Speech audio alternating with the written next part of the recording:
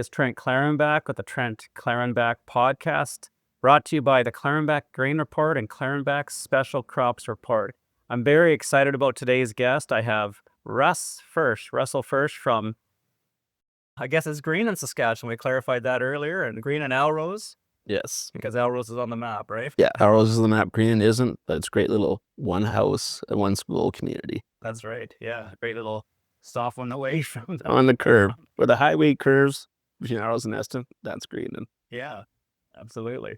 This will be great. Russ is one of the most recognized wrestling coaches certainly in Western Canada, Saskatchewan. He's taught wrestling, coached wrestling, I guess it is, for over 25 years. And he's had certain accolades, which we'll talk about going in today's discussion. But yeah, I'm really excited about this, Russ. Pleased to have you here. It'll be awesome. It's a good conversation, I think. I'm Yeah. excited. Yeah, you both talking a bit, don't we? So Yeah, it's just easy. It's like I think now what I try to do is learn how to, the skill I'm trying to learn is learning how to, okay, that's good. Shut up and just listen or walk away. Because I just keep going on for hours at a time, it seems like. So yeah, but the difference between you and a lot of people is you share a lot of good nuggets of leadership, coaching, parenting, and I always find that interesting. I like you. wow, especially when I'm not a parent. Yeah, but you get to wit. That might be. Yeah, I'm parenting, but not parenting, I guess. Yeah, absolutely. Because you're shaping the kids, and that's what kind of parent is. Absolutely. Does. Without the hang-ups of parenting. Yeah, I don't have to worry about feeding too often and all the other stuff. Yeah. Yeah, so if your friend Russ is on Facebook, you'll notice it quite frequently posts, I would say, lengthily stories, I guess, on there, share your experiences with coaching and leadership, and I always find it quite fascinating. Yeah, just it's saying if you don't, not there, you always want to share knowledge. If you have all the knowledge in the world, but if you share with nobody, it's wasted knowledge. And a lot of the stuff that I've talked through that I'll post up, it's about where I failed. And sometimes it's been times where initially, oh, that was so successful. And then you look back 2 years going, oh, that was actually a complete failure. Lots of times with it. And the thing, if I can do a post and then somebody they'll sit back and go, I saved them from doing the same error that I did. It's the same. If you can, it's one thing to do your errors, but if I can learn from observing somebody else and they're like, oh, that was an error. Okay, if I can avoid that, perfect. Yes. Just that observation, as we were talking before, I said about every interaction is an opportunity to learn. Like be talking to you, doing this, talking to a homeless guy in the back alley at 4 a.m. It doesn't really matter. It's an opportunity to. We may have done that if you. Yes, unfortunately, yes. So it's just stuff like that. And it's just like, for me, it's a thing where it's a spot that I don't really care for how sports is going. It's going a lot of more the American way, where it's specialization earlier and longer seasons. And that there's, so if you can only draw from what you experience for knowledge. So for me, I think that's why I think that's the reason why I'm a better coach, because growing up I played 8 sports competitively and probably another 3 or 4 golf and other ones, swimming, that I never played competitively, just did. So I got draws, like, and I love using analogies all the time. It's like there's certain times like how the hips work. It might be, this is how you throw a discus. See how the hips move? Or like I'm throwing a baseball. All of a sudden, but like if my hand, I know all the power here, but if this wrist doesn't snap, this is where the speed comes from. So you want to go from bigger joints to smaller joints. So it's a thing where I can use these different sports, like volleyball, you want to create power. Leaping up, okay, that's an explosion, right? And that, because in wrestling, you always want to be a state of explosiveness, is how I always look at it. But yeah, so it's just those things, the more diverse you can be with stuff.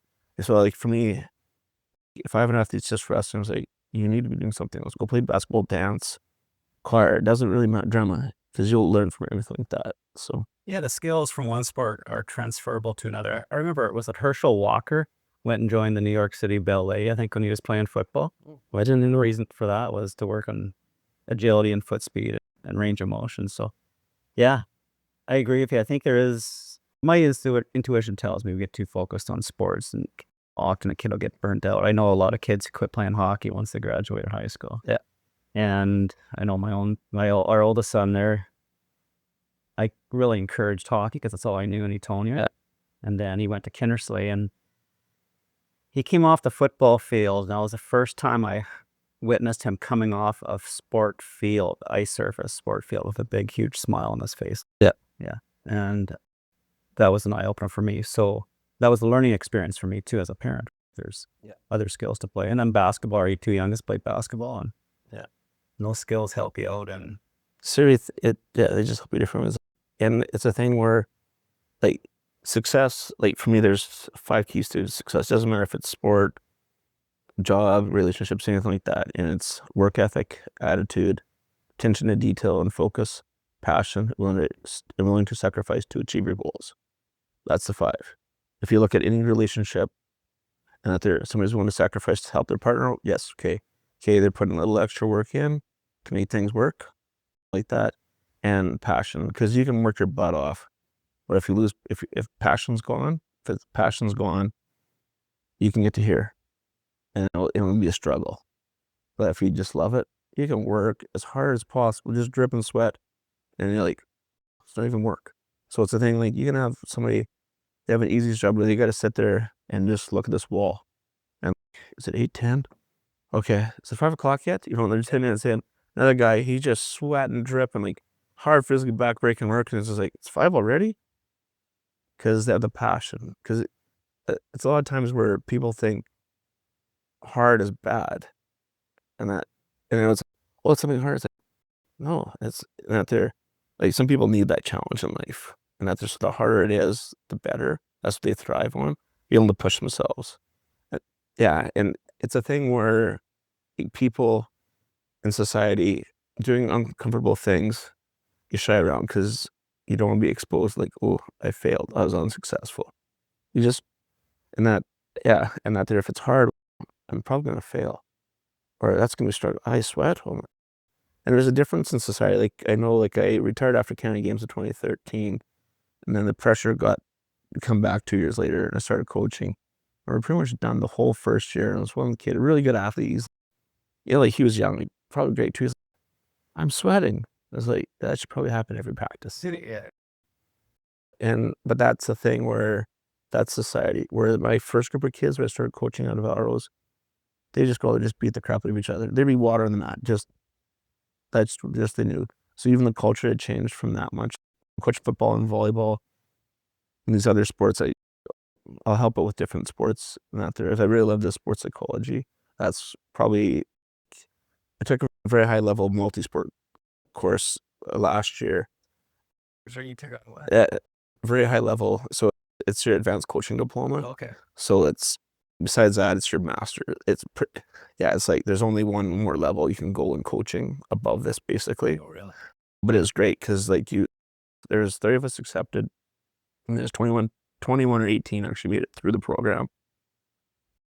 But there was, like, out of that group, I think there were 6 coaches that were international originally. There's the sailing coach, he was from Poland originally. There's a swimming coach from Mexico. There was a track coach from Barbados that's at the varsity level. A Croatian tennis coach. There was, I think there's 2 or 3 coaches that went to Olympics in Paris. So they're part of the course. So it was like, Same course, you're right. Yeah. And it was like, From Greenan. Yeah. So it was absolutely awesome. It was just like I'd miss that. I could love just to go just sit there, because it's like you sit back and learn, but it's also, you gain so much confidence when you're around people like that. It's just like, and the biggest thing is you want to avoid being a facade. Oh, yeah. And give your rationale of why you think this way. A lot of people, that's what it's like with coaching, just shut up and do it, is what athletes hear.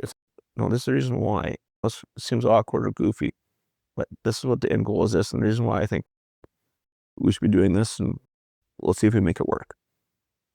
And so you build that connection. So really, to know why, explain why you're doing something. Just So just set up and do it. They develop more depth into the process and the route. And it's a lot also depends on the team culture. If you like, there's the 4 different team cultures. Like you have your growth and development culture, and then you have your clan. So you like your clan culture. That's like your Red Blacks, or not Red Blacks. They're the New Zealand. Like a tribal. What's the it's like the New Zealand rugby program. The All Blacks. Saskatchewan Hilltops is another one's really club team clan oriented.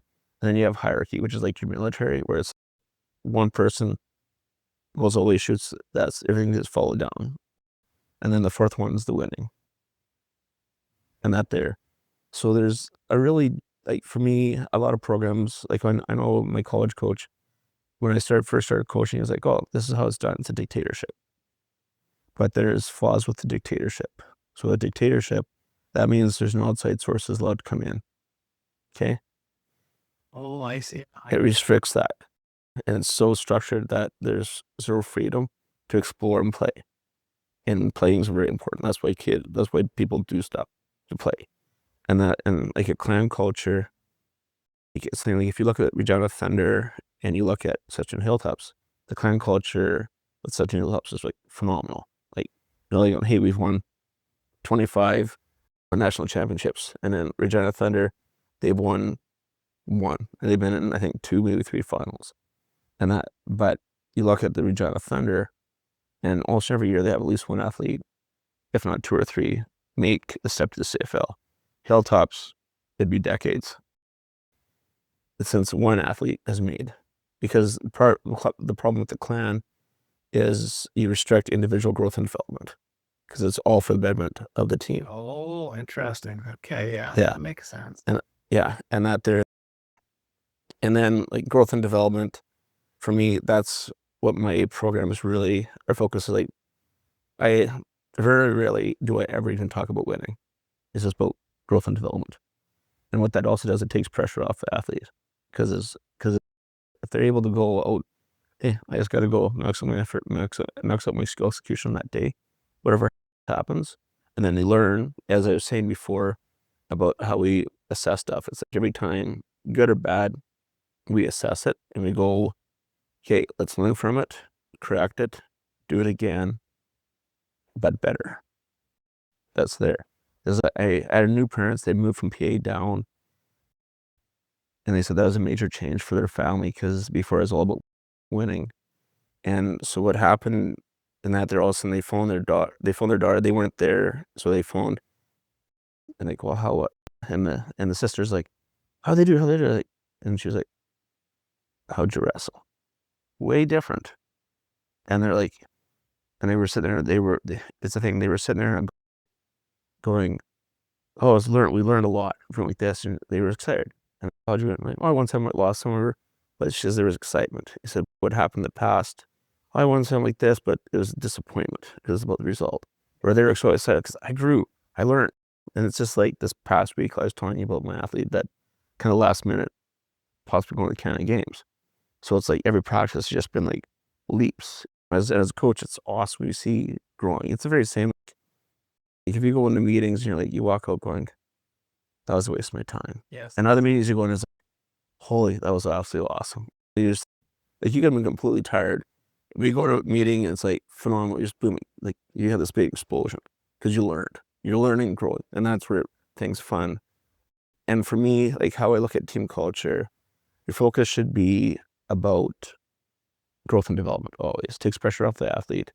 And if you're always growing and developing, success will come because you've done better. Your odds. Okay, and success is never ever guaranteed. But what you want to do is you want to give the very best opportunity to be successful, to have the opportunity to be successful. The hierarchy part, that sets the standard of the level of skill execution, but also the conduct of the athletes and how they behave. It's very important because you're coaching the individual first and the athlete second. I'll go back to make sure you remind me about this, and I'll go on a little rant after this. And then the clan part, that makes, if you're in an environment with your own people that appreciate who you are, if you want to say love or whatever, that you want to be genuine around, it's easy. You can do a lot of work with great people. But if there's a cancer in the room, it sucks. Yeah. So you want that. So you want that environment where everybody just wants to be there. They're excited to be there, and they can work their butts off. And it's just, oh, I went by fast. And if you do that, the winning part comes naturally in time, and you got to be patient. It's a thing where athletes. It's a thing where with the athletes, when they have that, like the only thing that winning does can open up doors to another opportunity. So let's say you win nationals. Okay, now you got to go to Pan Ams and Worlds. And that even for me as a coach, all of a sudden I was just an average wrestler, but then I got lucky. I should actually really tell the story of how I actually got coaching, because it's funny. So I was at a wedding, the Riddles. So Corley, I'm in the Mason-Dixon line between Arles and Aston. She's on the other side of the Mason-Dixon line. Yeah, so with her, I was at her wedding, summertime, and having Sunday brunch after partying hard or whatever. And the guy that was coaching over at Aston is Don McLean. He's like, it has to be awesome if we get somebody for caliber to come back and help coach. I'm like, okay, but I still had to turn left at college. Okay, so I get done my college and I show up my first practice. Don introduced me. I hadn't been on the mat since my second year of college. So it had been 4 years since I've been on the mat at all. He introduced me, and we were in the Aston foyer of the hockey rink. He introduced me, walked off the mat, took his shoes off, retired. I was coaching. Are you serious? Yes, legit. But it was the best thing. So he had that for. Yeah, and like his definition of health and mine, or we need to clarify that beforehand. It's an awesome story, but the best thing about that is they had a small program at Aston, but they had phenomenal groups. Like, so one of those athletes, we had the opportunity to coach with him, and out there for the 2012 Olympic trials, he was ranked number 1. Who was that? Riley Walker. Oh wait, he's up and his picture's up.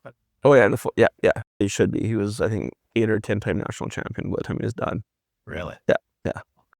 Yeah, and I think he was 7th at World University Championships, I think.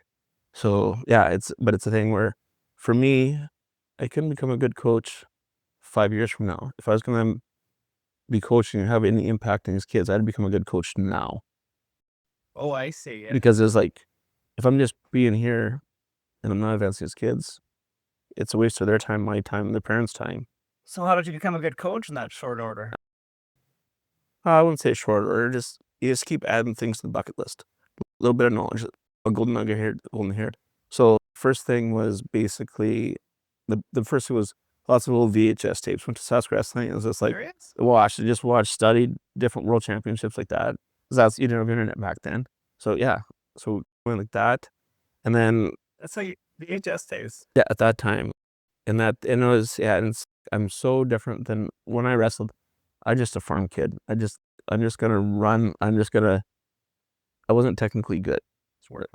I'm just like, strong. I was strong, but it's so explosive. But if I touch your leg, you break my arms before I'm letting go. That was my, like, oh, I see. Like, I could just, it's a thing, there's a saying, once you've wrestled, everything else in life is easy.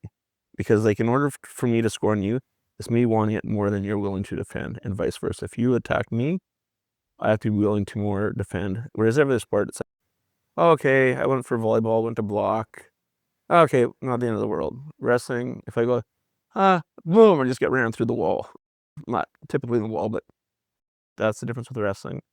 So is the truth is left on the mat? Is that a wrestling term, or is that a jiu-jitsu term, or something else? Jiu-jitsu is way different. Jiu-jitsu is relaxed. It's way different. Like jiu-jitsu, you wait in the weeds and then you snap their arm. And wrestling's way different, because wrestling, you have an obligation to keep your opponent safe. So basically everything that's illegal in wrestling, that's your goal in jiu-jitsu.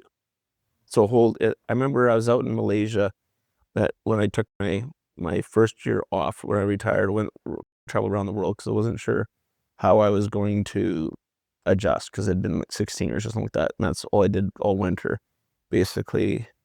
And I'll hold that because we're going back to, and yeah, so another thing that we did is I go to camps. At least every year I go to one camp. So, like, a lot of times you'll see it, coaches send athletes to camps. Yeah. Coaches need to go to camps, because if an athlete goes, they get this much, and they share it maybe with their training partner, maybe this one teammate. Doesn't matter if it's hockey or, but if a coaches go, they have that sure that kid, all the other kids, but also all the future kids or athletes that they're working with. So you've been doing that Always. always. Yeah, Reese. Yeah, Constant yeah. learning, curiosity. Yeah, but that's the only way you get better. Yeah, and then and then God, it went. So what was I talking about just last? So this is horrible for a podcast This is where I get caught up in the moment. because I was kind of gonna hold this one. Yeah, So. what's the subject? We changed subjects. So yeah, it's a hard time going back.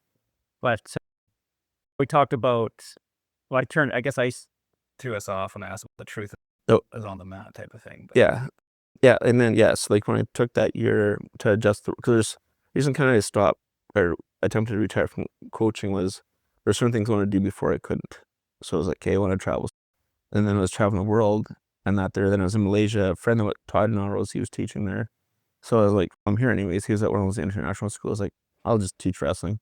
So as a kid, he did Muay Thai and all these different stuff, and I was showing him a move, and I was like, you have an obligation. This is way different than every other martial arts I do. because they're there to hurt you. Yeah, like from boxing, my goal is to knock you out. Okay. Wrestling is to beat you. There's a big difference. It's a big difference. It may not be comfortable, but like I have an obligation to keep my opponent safe. Other ones, my goal is to, from jiu-jitsu, is to snap your arm, choke you out. I've never trained, so I didn't know. Yeah, like I'd been in the sport for probably at that time would have been 30 years probably. Yeah, probably been 30 years and didn't know that. And I was like, oh. And that's those things we're talking about, every opportunity is an opportunity to learn. Now I'm teaching an international school across. That might explain why there's so many injuries in these other sports. Yeah. And there is wrestling, but usually wrestling, it's like any other, and yeah, it's a thing, like any sport, there's ability, like your body gets pounded because it's not really, it's because wrestling, every time you're going to the ground, it's like a piece of machinery. If it goes up and down 1,000 times, or something only goes down like 10 times, things get worn out at 10,000 times, right? Yeah. So that's just worn out type of thing. Okay. So and that's also like how I look at training. That same trip, I was in New Zealand, and I was staying at a dairy farm, and the guy asked me, he said, well, he said, take a guess what the average lifespan of a dairy milker is in New Zealand now. And I was like, I don't know, it'd be like a Canadian farmer, like probably 30, 35 years. He's like, that used to be, but it's 2 years. And the difference is, before we used to milk 25 head twice a day. Now they milk 1,300 3 times a day. You do the math, they milk about the same amount of cows. Some people can be like a Michael Phelps and keep going. They don't break down mentally, or body stays healthy. They're able to go through. And that, so it's the thing, like, to reach your peak of your abilities, is it going to happen if they only milk 25 cows? Oh, I see. You're by milking more, you get to the peak, get the more reps, and get the. But your career is shorter. So it's the thing, like, if you go 1,300 cows, the chances of you milking in 30 years is really low. But you might be a Michael Phelps. But where if you do that, and that this was your goal to win today, or if it's something like we're striving for Olympics or college or whatever, then it's like maybe 25 isn't enough cows to milk to become skilled enough at that trade or that sport to be able to max out your abilities. Okay, because not everyone's going to be going to world championships in a sport. Right. But it's all about maxing your abilities. If you're able to achieve here and you're able to go to here, even if it just means in the province, there, you max out your abilities. If you max out your abilities, there's nothing else you can do. And you're very content. Your parents will be very happy how you did because you maxed out your effort, maxed out your skill execution. That's all you can do with yourself. Right. So is there a burnout factor with that 1,300 cows versus, is that what, It's a burnout. 2 years? Yeah. Just too intense. Too intense. So it's the same as hockey extending seasons. It's good, but now you're seeing kids lose passion. Like there's a guy who's a really good hockey player back home, and for him, he said, I didn't want to be nice from the time I don't know if he would say the word I hated hockey, but yeah, pretty much would say he hated hockey from 16 on. As he was supposed to like this, but he still went and played junior, got drafted, all this stuff, but he had milked too many cows. So say if they would have, So is 25, is that not enough to be able to max out your abilities and still enjoy it? But 1,300, not your risk. So maybe is it 75? Maybe it's 400. And the one we talk is after the fact with the athlete going, oh, we could have went a little bit more, or oh, we should have dialed back. But everybody thinks their kid's Michael Phelps. Yeah. So, and I experienced it with my oldest Eli. I think he was playing hockey for me, not for himself. He said to me one day, I said, I didn't want to play hockey last 2 years. What? Yeah. I didn't not know that. I didn't know that. Let's not play hockey anymore. So that individual with that experience, was he playing hockey for someone else then, do you think? If he didn't like it after or That's the thing. And that's what your thing is. Oh, I'm a hockey player. You identify it. Yeah, you identify it. And that's the thing where if he played multiple other sports, be like, I'm a really good hockey player, really talented hockey player, really good, but I'm also a ball player. Or I'm singing. It could be choir. It doesn't matter. You're a drama person, artist, whatever. Yeah. You had like this, so then it takes a little bit of that. But if your whole world's focused on this, and all of a sudden you get burnout or something, you also have a crappy coach or horrible teammates, your whole life just suffers. But where if you have, this might be bad, but I also have this. Oh, this is really good. So this will still pull you up. But if all you have is this, and it does this, your whole world just collapses. That's why, like, a lot of times Olympians, when they're done, the hangover from Olympics, they're like, this is what I did for, I've committed 10, 12 years. I've had no job, no life. I just sacrificed everything. And then it's, oh, what do I do? I don't know. And I kind of suffer that even with coaching because in our roles, we were such a small team. But I remember first group of kids I had, I'm like, we're going to win the national team title. They're so crazy good. But what happened, we pushed so hard. And then, one of that first initial group actually made it through to grade 12. Okay, push it too hard. Really pushing, but yeah, I gave them too many opportunities too quickly. Oh, I see. Like that, they're in just other opportunities. And then, but at the same time, my girls' team, and out there, they want to place the second in Canada. Must be in Toronto, is Vancouver. Place? Yeah, I only had 2 girls in grade 9, 10 nationals, but they both won. You don't need 25, but you had 2. Yeah. But that's the thing, right? Rural Saskatchewan. Yeah.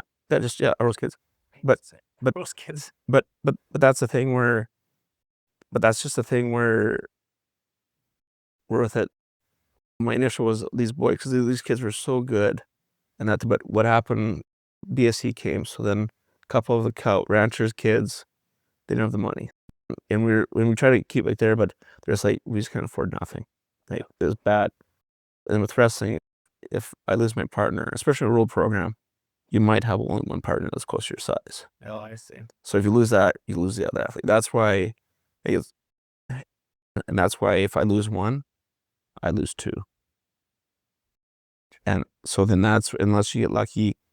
So there's teamwork in an individual sport. It's actually, so everybody looks like a sport, or almost every individual sport, like wrestling for sure. And that everybody looks, a team sport. Almost every team sport, you can practice on your own. Okay, I can go play hockey, stick handle, shoot. I can do pretty much everything. Wrestling, I need my teammate to come in. And so you train as a team, but you can compete as an individual. Whereas a lot of team sports, actually you train as an individual, a lot of aspects, but then you play as a team. So you don't get no team. Because everybody's like, I want my kids to play team sports. No, wrestling is. Because it's just that girl that's an alternate for Canada Games. And all of a sudden, and that they had athletes, they're coming in. That's their summer. And they're like, yeah, I'll come in. I'll work with her. So they don't need that. But that's part of the team. And in alumni, yeah, I'll come in. I'll work with her. So that's where everybody looks at wrestling as, it's not a team sport. I want my kids to play it because they learn those skills. We're learning our kids. And that's one thing with that course I took. Our team culture is so good now because it's a thing where the very start, you set your team culture the first day. A lot of times when and that they'll go after the fact. So I'll revert back to that. But so it's a thing for us. It's like your job is to make her better, him better, everybody in this room better. You make them better, it makes you better. Because I know this room is way tougher. Okay? And that's whereas you see a lot of rooms, they try to put everybody else down. Because I'm the king, I'm the queen. They're trying to put everybody else down. But that actually makes the room lower down, the skill level lower down. It also makes for a crappy room. Because now everybody's doing this. And that whereas if you have a room like, my job is to make you better and you better, and if you make me better, we just climb the ladder. It's easy to climb a mountain. So if you go on a mountain and you climb by yourself, it's not hard. You have a buddy or 2 or 3 or 4 or 5 buddies or friends or people don't even know, but it's somebody else. You're like, oh, that was hard. We just climbed this mountain. Look at that view we have. Yeah. And that's Success is better with a group than it is individually, isn't it? Because everybody has a piece. That's the thing. So now, like, where I talked about that last night when we had our practice, and I was like, We can celebrate together too. that's because I had a little chunk. I did this. Yeah. So it's like, yeah, you're not able to go to the games, but hey, but you did this little thing here that helped. I did that. I mean, one little correction helped her with this. Boom. So I'm a little piece of that. I may not be the big sliver, me as a coach. I'm just a sliver of it. So it's one of those things where it's a thing. It's a very good thing. And like our team culture, I'm excited because when I get done practice, every single time I'm even more happier. I'm just happy. Like you get done with the growth. It's a fun environment to be in for us. To see the success of the key changes. It's the growth and development.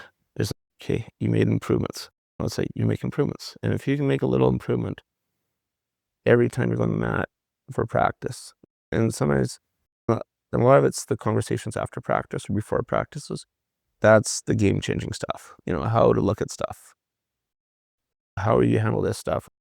And, it's kind of like people, the old mindset is like, in order for people to be tough, you got to beat the crap out of them. Like football, hockey, like, you got to like pound the kid like 25 times the board. That's why he gets tough. Yeah. No, that just bangs him up and bruises him up. So I remember like last year I had a girl, she came back in grade 12. She hadn't wrestled in 3 years, like from COVID time or whatever. So she came back. So first tournament of the year, and she also did club volleyball. So first tournament of the year, first tournament in 4 years. And so in the morning was the elite. So she wrestled the elite and wrestled 4 or 5 matches. Then as soon as it's done, it's usually like their first game. I think we were here and then go to Martinsville, or goes out there and they played back to back basically. So I think they're on game 4 of the day of volleyball. And our teammates are going, and they're just like, I'm so exhausted like this. And they're looking going, looks like you did nothing. She goes, it may sound goofy. I just tell myself I'm fresh. That's our coping mechanism. Like that's The mind is powerful. yeah, and you have to have coping mechanisms. And that's the thing. Like That's a coping mechanism. yeah, it's coping mechanism because it's like we're fresh. Yeah, you're fatigued. I'm fresh. I'm good. Seriously. I've told myself in the morning, I looked myself in the mirror and said, today's going to be a great day. I don't feel sick. Yeah. Get the little tickle and I'm not going to get sick. You say that half a dozen times and you start to believe it. Yeah. And maybe that's something similar. Yeah. So that's how we kind of deal with, so that's how we deal with fatigue is just we're fresh. But it gave my athletes a coping mechanism with it. And there's certain words you always want to avoid. It's like when I'm starting to slowly do coaching talks, it's going to be a hard road because I'm a small town coach in not a mainstream sport. And typical house society is, oh, if you're any good, you'll be stuck in Greenan, Saskatchewan, or Elrose, Saskatchewan coaching, you'd be coaching somewhere else.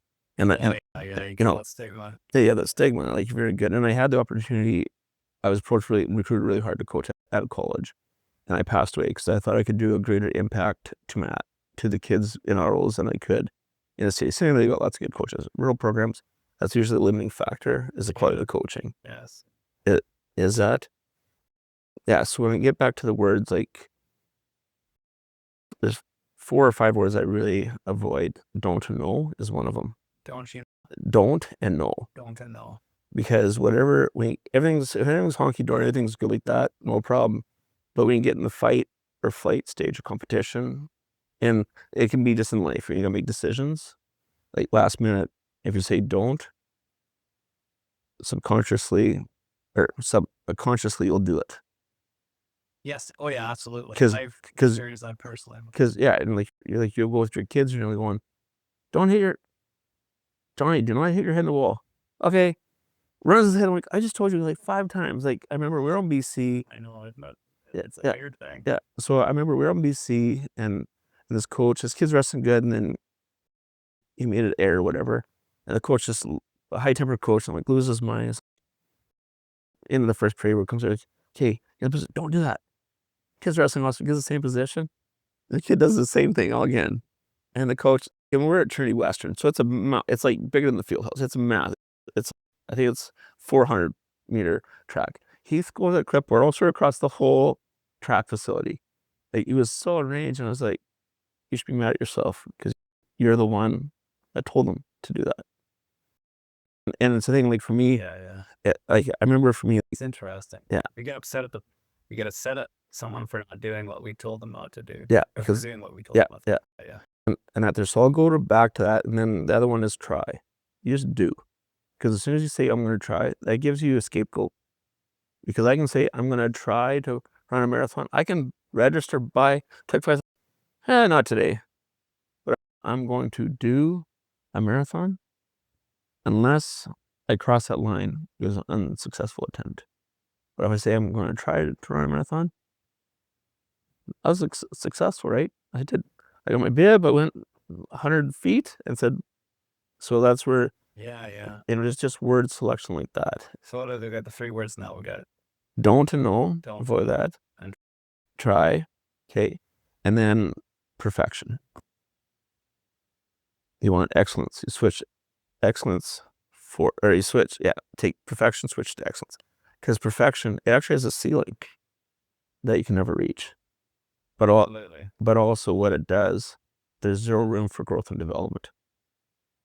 Because there's a ceiling. You say excellence, there's never a roof. And it also gives you room for error. Because you need 90. Where if you're going perfection, it's here.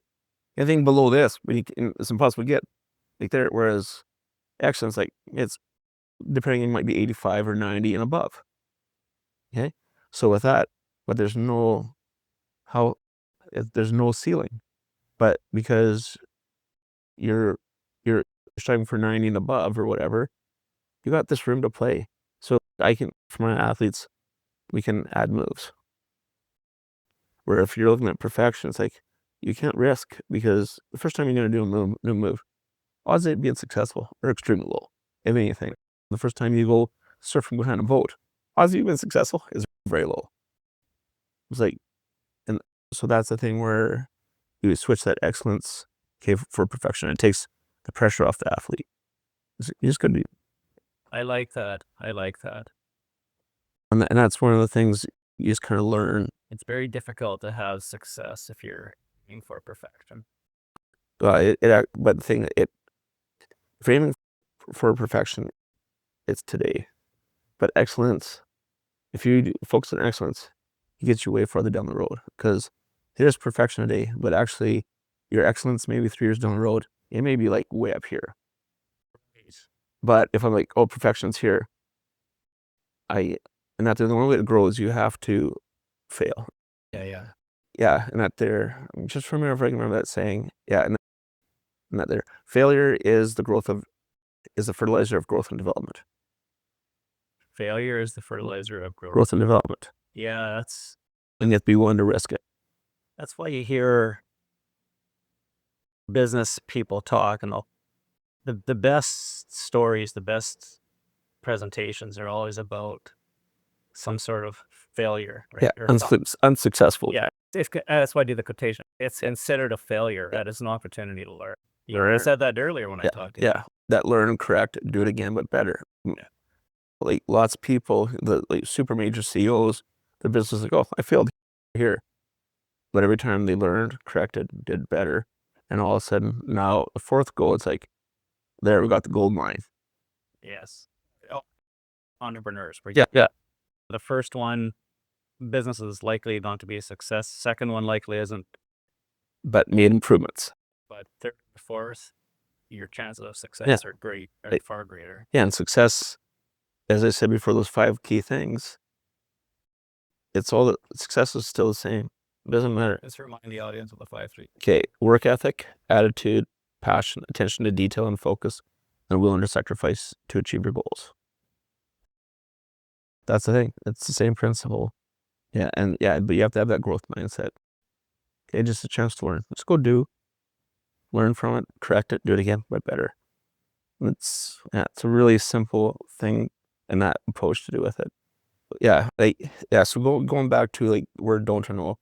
So the 1 year at nationals, I lost a kid national championship and won a kid national championship. You lost a kid a national championship and you won one. Yeah, in a matter of about an hour or so.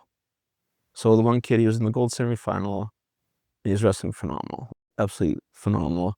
And I'd coached this kid for like probably 8 years, and he's wrestling the best he's ever, all the way up to the gold semifinal. He just dominated. It's like wrestling so good, and then he's beating this kid. I think 4-2, and he gets thrown. At that time, is at best 2 or 3 periods, and if you won by 6, and that did by 6 where you pinned a person, that's how you kind of won. Well, so with 3 seconds, he gets thrown, so he loses that period 5-4 because the throw was worth 3 points. So also now he lost that period, but it's not in the game, as it's win 2 to the next 3 period. It's best 2 out of 3. Yeah. So he comes to the corner, and his mom said to me a little bit before, like probably a couple weeks before, she goes, just to let you know, like on the dad's side, they have a tendency, when the pressure's on, they have a tendency to quit. So I was like, okay. So I was like, I'm going to keep that in my mind. Like, well, that's a golden nugget. Interesting observation. So he comes to the corner, and it's not, I'd never seen that. This kid just never, I never ever saw him ever quit, ever. So I'm like, okay, so he comes to the corner, like, you're wrestling awesome, just don't quit. Take us what he did when he walked on the mat. Oh. So he goes back, goes on the mat there, when they're going back and forth. And then all of a sudden the kid scores. He comes back to the center of the mat. Did exactly what I said. He quit. So the craziest thing with that, so later I was talking, I knew this family, and that kid went on to win the gold final easily. And so I was talking with this kid's dad later, and that kid came up, and dad's like, oh, you really took it to him in the second period. He's like, no, Blake quit. The kid used my words. He said, but I quit. No, so the opponent that won. Oh yeah. Because he went up to his dad. I was talking to his dad. He's like, oh, that second period really, and he says, no, he quit. That kid used my words. Wow. So that's why I say I lost, and that's why word phrasing is so important. So if me, is wrestling awesome, when you came across that you're wrestling awesome, just keep attacking. Means the same thing, in same direction. So, it's for him, because he's wrestling so good, it's, okay, you score. Who cares? I'm just going to keep attacking. Eventually I'm going to score. He's wrestling so good. So that's where I lost the kid in the national championship. Because the next day, so how nationals are, you have grade 9, 10, 11, 12, but world teams are 9, 10, 11. So the first match for the world team trials, he's got the kid that got second, technically 6-0 in like 30 seconds. Completely dominant. Yeah. So that's the thing where, but I lost that kid in national champ. But also the other thing that I did is I lost the kid's, because I questioned his character.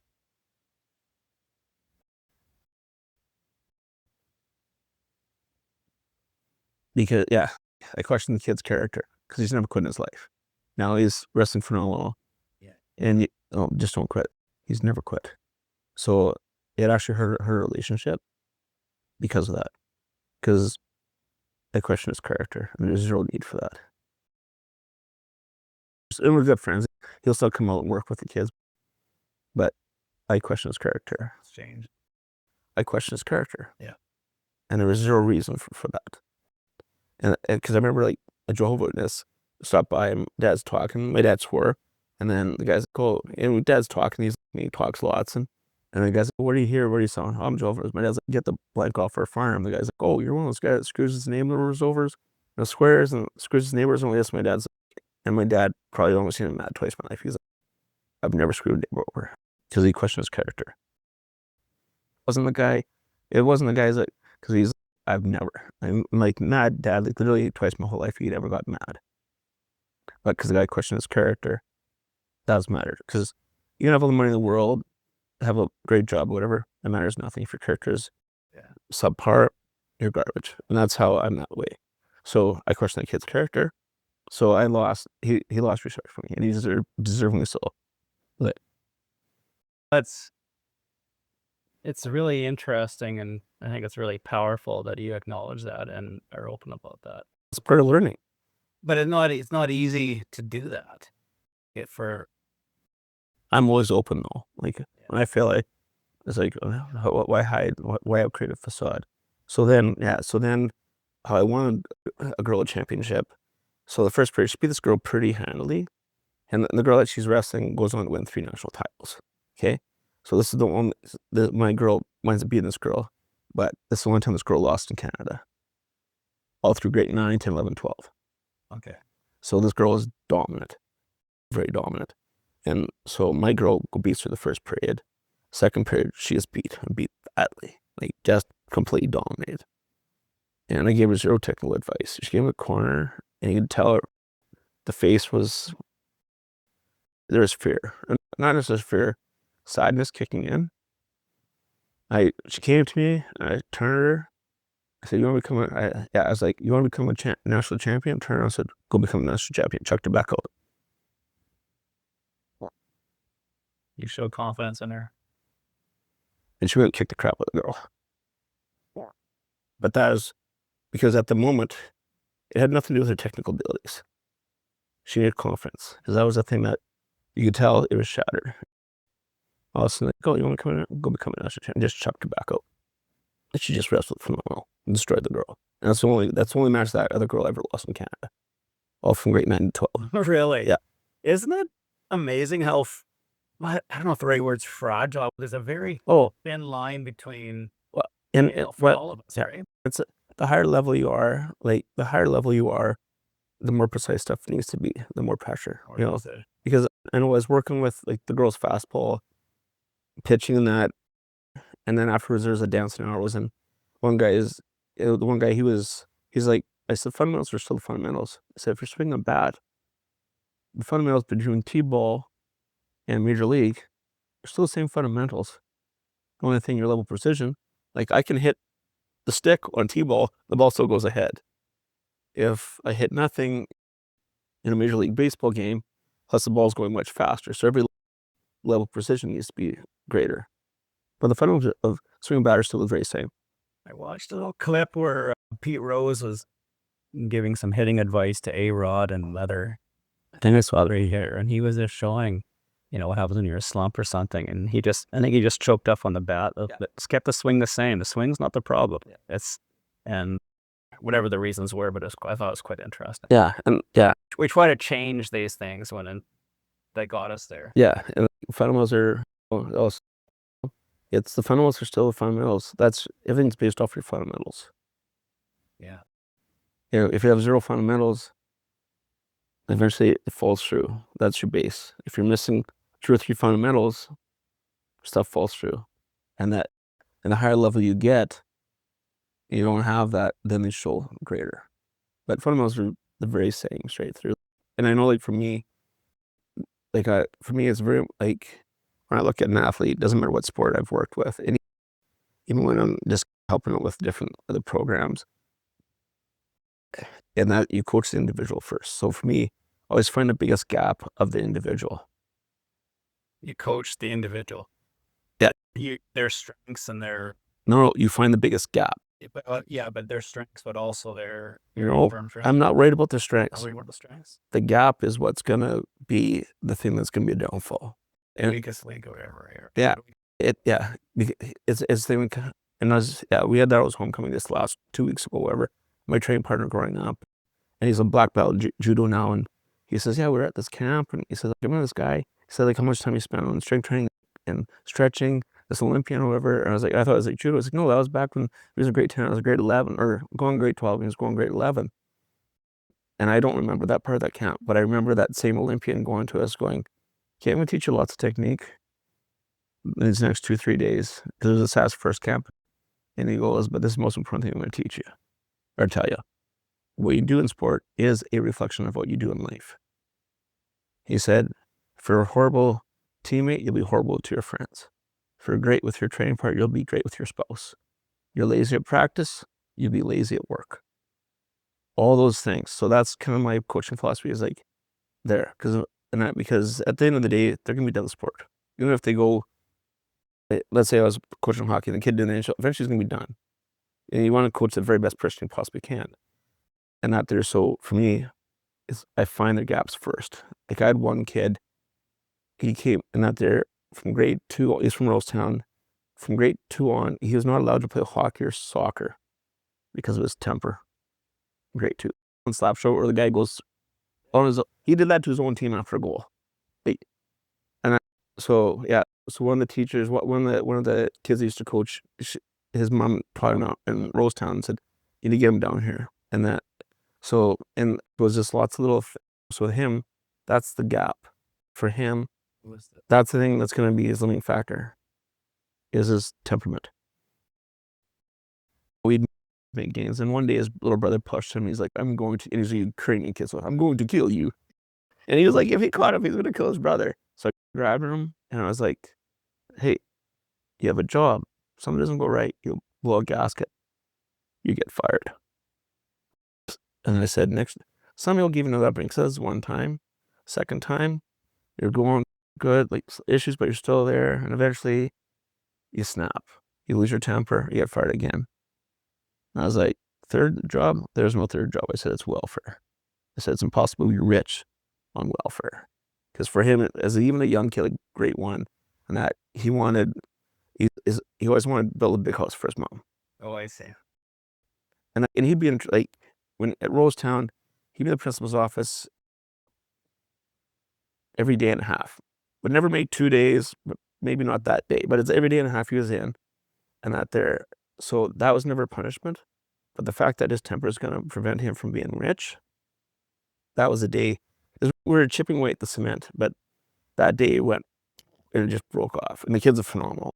Because I remember by the time the kid got to high school at Rosetown, that much usually like, how was this kid? And I was like, a little quiet. No, like, this kid, and yeah, like you could talk a little bit more. It's pretty, and they couldn't believe the transition this kid had made. Yeah, he's a phenomenal, he's an awesome teammate. Like because I got his little brother to come in to train the girl for Canada Games. And he's like, hey, what about me? We came in, and he was phenomenal. Worked with her so good. And that they're on Sunday, and it's just, he's a phenomenal kid, like great work ethic, helping everybody. But it's like, now he has a chance to be successful. And that's why it's important to coach the individual. Right. To the gap. Limit the gaps. Limit the gaps. Okay. Yeah. When there's been different athletes where also they have zero self-confidence, or they don't. I wouldn't say it's self-confidence, but they avoid standing up for themselves. They're shells, like they just let people walk on them. Keep themselves. They let people walk on them. And so that is like, you got to take pride in who you are. And it's like little things you can do. Like this one kid is a really tall kid, and that's there, but he, like, even in his class, I'd be at school at Ottawa, whatever, and I'd be observing. He wouldn't even look at his classmates. It was have his hands behind him all the time. Big, tall kid. Like when he's young, he's already tall. Like telling everybody, we'd just be like this quiet, high. His dad said, like, when they go to town, grocery store, he'd be good, and then he'd be hiding. Like he was this tall, lengthy kid, and so with him, all he said to him, because he'd always have his hand behind his back. If your hand's behind your back, it's easy to slow. Put your head down. Yeah. And he shows zero confidence.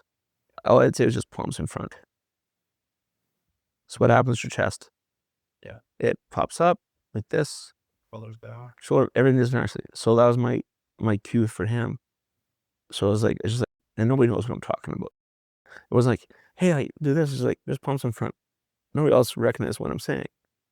So now that kid, he talks way too, exact opposite of the other kid that was a wild. Now this one's talking like could be toned down a little bit. So he flipped that much. Am I reading too much into this or pick up the wrong message? So by changing the way he carried himself, Yeah. changed his everything about it. So now he's got a chance to be successful. Interesting. Okay. Before that, he's not going to be successful. He can't even look at his classmates. Like, he really would be like this. He'd be just very shy like this. And now it's like, it's crazy. Like, I've never compared those two, but it's the exact opposite. The one where like you have to tone it down, you need to express yourself. Now he expresses himself way too much. He needs to tone it down. I don't coach him anymore. But that's the thing. So I can open the Jack in the Box, but the thing, if that kid, if we didn't work on that part, he had no chance, basically zero chance for it to be successful. See how I corrected myself? I said no, and I was like, no, it's zero. So that's the thing, I'll switch, instead of saying no, I'll say zero. So there's zero chance that he'd be successful. We had a guy in our working with me and doing environmental work back in the day. Great. I love those phone calls. It's always meant money for me. Yeah. Most of the time. This guy was great, and I wanted to get out of the field.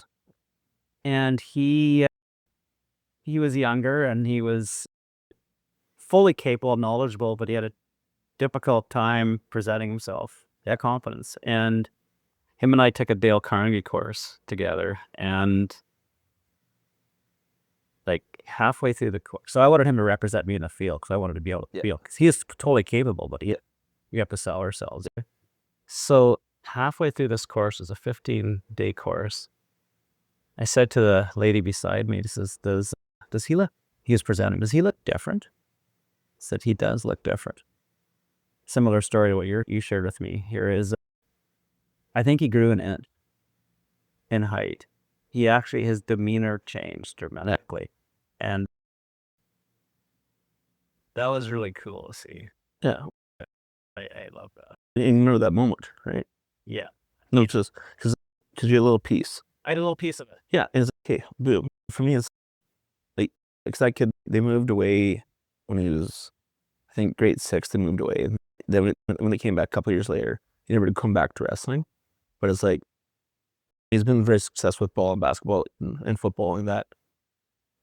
But it's the thing where I had that little piece, because none of that would have happened if I didn't focus on his gap. And that was palms. Isn't it crazy how I think you'd probably do this. Maybe we all do this, but I'm constantly reflecting back. There's a little moment, it's age, little conversations I've had that have always stuck with me. Like, why do I remember that conversation with that individual? And now I'm realizing how much it influenced me. Why it stuck with me. It's one of those things where I love it when I have kids will quote me, like from way back.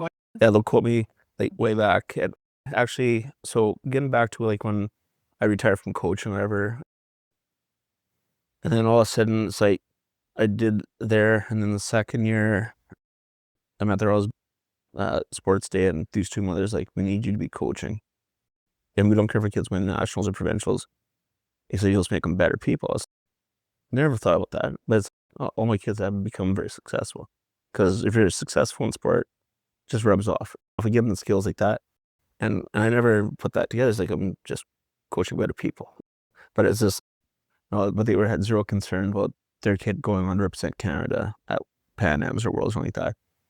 And that's it. But then that summer, there was 2 kids that I had coached, and one always played hockey, the other one didn't decide to play hockey in grade 6. So one wrestled up to grade 5 and then just chose the hockey path because it's the glory road with it. So I was talking to the one, and all of a sudden I see this one. He was like always in like the latest 2 weight classes. He's a scrawny little thing. I hadn't seen him like a lot. He'd been 24, 25 or so. I'm like, holy man, how'd you get so big? And he says, it's because of you. I was like, what are you talking about? I haven't coached, like, I would have coached him in volleyball grade 7 and 8, I think. I would have coached, yeah, and then coached him wrestling up to grade 6, wherever. And I was like, what do you mean? Like, he says, no, because you told us every day you have to be active. I would have told it to that kid when he was grade 2. Yeah. Really? Crazy. That, that's stuck. Yeah. Tough. So then, Ready to hear that. yeah. So it's something like that there. But so all of a sudden it's like, oh, okay. So that's why word selection is so important. Like those little things of wisdom. Because the friend that told me that, he was a 10-time national champion, I think 5-time most starting wrestler in Canada, like phenomenal. Is like, you gotta be active every day. And I do my very best to do that every day. It seemed to not be super active, but be active. But that was his thing. I remember it was like grade 2 or 3. I remember saying to those kids, you need to be active. And a lot of athletes quote me still like different things. Like you said, like, and this and that. Then I was coaching this other kid. It was the volleyball, and I. This is the volleyball kid? Yeah, this is a volleyball kid, and so sitting there. There's a dance down at Lake Pelshue, whatever, summer bash. I was like, I hadn't seen the kid for a while because he was out in college out in BC for a bit, and then before he came back, and yeah, as a thing, he said, I remember you telling me, like in volleyball, he says, swim ball serve, you take a step, you're in motion. He said, you would not believe how many times in hockey the puck would take a bad bounce cut. I always kept my feet moving. I always got those pucks where everybody else, their feet would be stationary, and their head would look, and oh, I got to move my feet. And then said I got these pucks all the time. But it's a thing where, like, when you look like a cobra, they don't just like this. They're moving, and then they can pounce. And cobra doesn't sit there and then they attack you. They're doing this. So your motion. And I use that a lot in wrestling. I remember we were in Calgary just this past Christmas time. There's 2 Cubans, and when you watch them wrestle, they're watching guys salsa dancing. Their feet and hips and hands are always moving. So it looks like effortless because there's zero thing, and they just flow. Kind of like a river, like water hitting a rock in the river. Boom. Oh, and then it bounces off, goes over here, just readjusts. But if you're rigid, you hit that and things shatter, right? Yeah. But now she changed. That's like going to that camp. That was my biggest takeaway this camp. They got one who wasn't Olympic bronze medalist. A bunch of Olympic champions were there. But that was one thing that was watching these Cubans, how they just wrestled and did technique. And then it was just like, it's like salsa dancing. Says, yes, just like salsa dancing. Just keep moving. Yeah, yes. Because your emotion, you can react. But if you're rigid, you just run into it. If you hit a rock, the water hits rock. If it's a rod, it just hit that rock, right? Let's say it's a fresh flowing spring water coming down the mountain. It's running through. Well, if it's a rod, it just hit that rock and maybe shatter it or just stop. But it's water. It's like boom, and it just flows and moves around like that. So I use that. Yeah, so it really actually changed our athletes. It's like that was like feet, hips, and hands moving. That was kind of the focus. Everything else, they just they navigate the rest of the way down of the match. If they just got to make sure that they keep their feet, hips, and hands moving. Kind of like the flow. Yeah, I it's like, guess. yeah, Keep it go with the flow. yeah. It's like boom, they just redirect. Okay, no, this is because all of a sudden he hit there. It was like, oh, now there's a new opportunity over here. And so that's those little things where that little interaction going there. I'm not sure if I learned a whole lot technically at that camp, but that was a game changer at the same time. And I've had lots of those things. Like every wrestling camp or any camp, if you go to a meeting, if you can get 1 or 2 nuggets and you keep going, and, oh, nugget, 50 nuggets, 100 nuggets, just keep at it. You talked about that earlier. Could be something, memory conversation, can be some successful executive businessman to the homeless person dugout at 4:30 in the morning. And like your parents. And it's a thing too, like it's very important.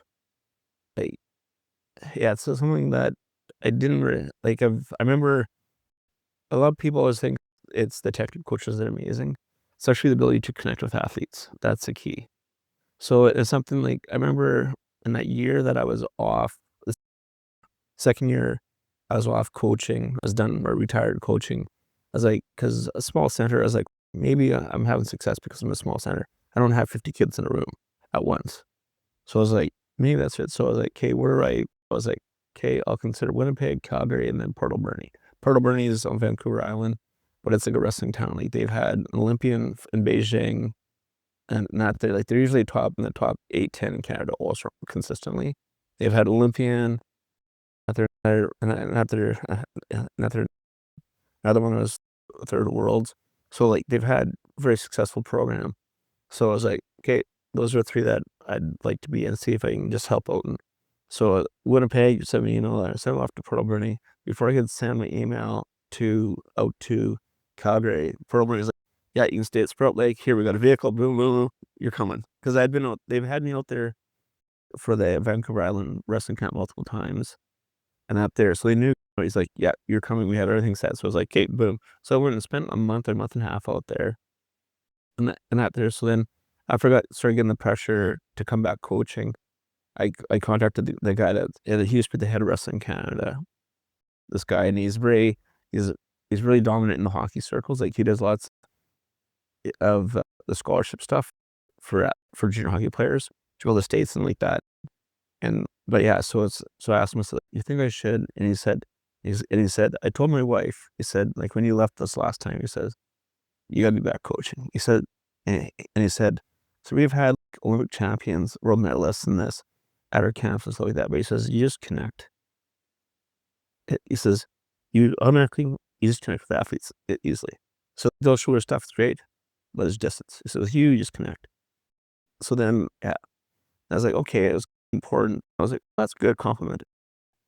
And then there's a thing where a couple years ago, we're at Swift Current for a tournament, and I had these two former athletes come into the coaching, and like right off, the one mom, she's like, she connects so well with the athletes. Yeah, it's important. And then a little bit later, another parent like, "Oh, he connects so well with his kids." Like, yeah, it's an important trait.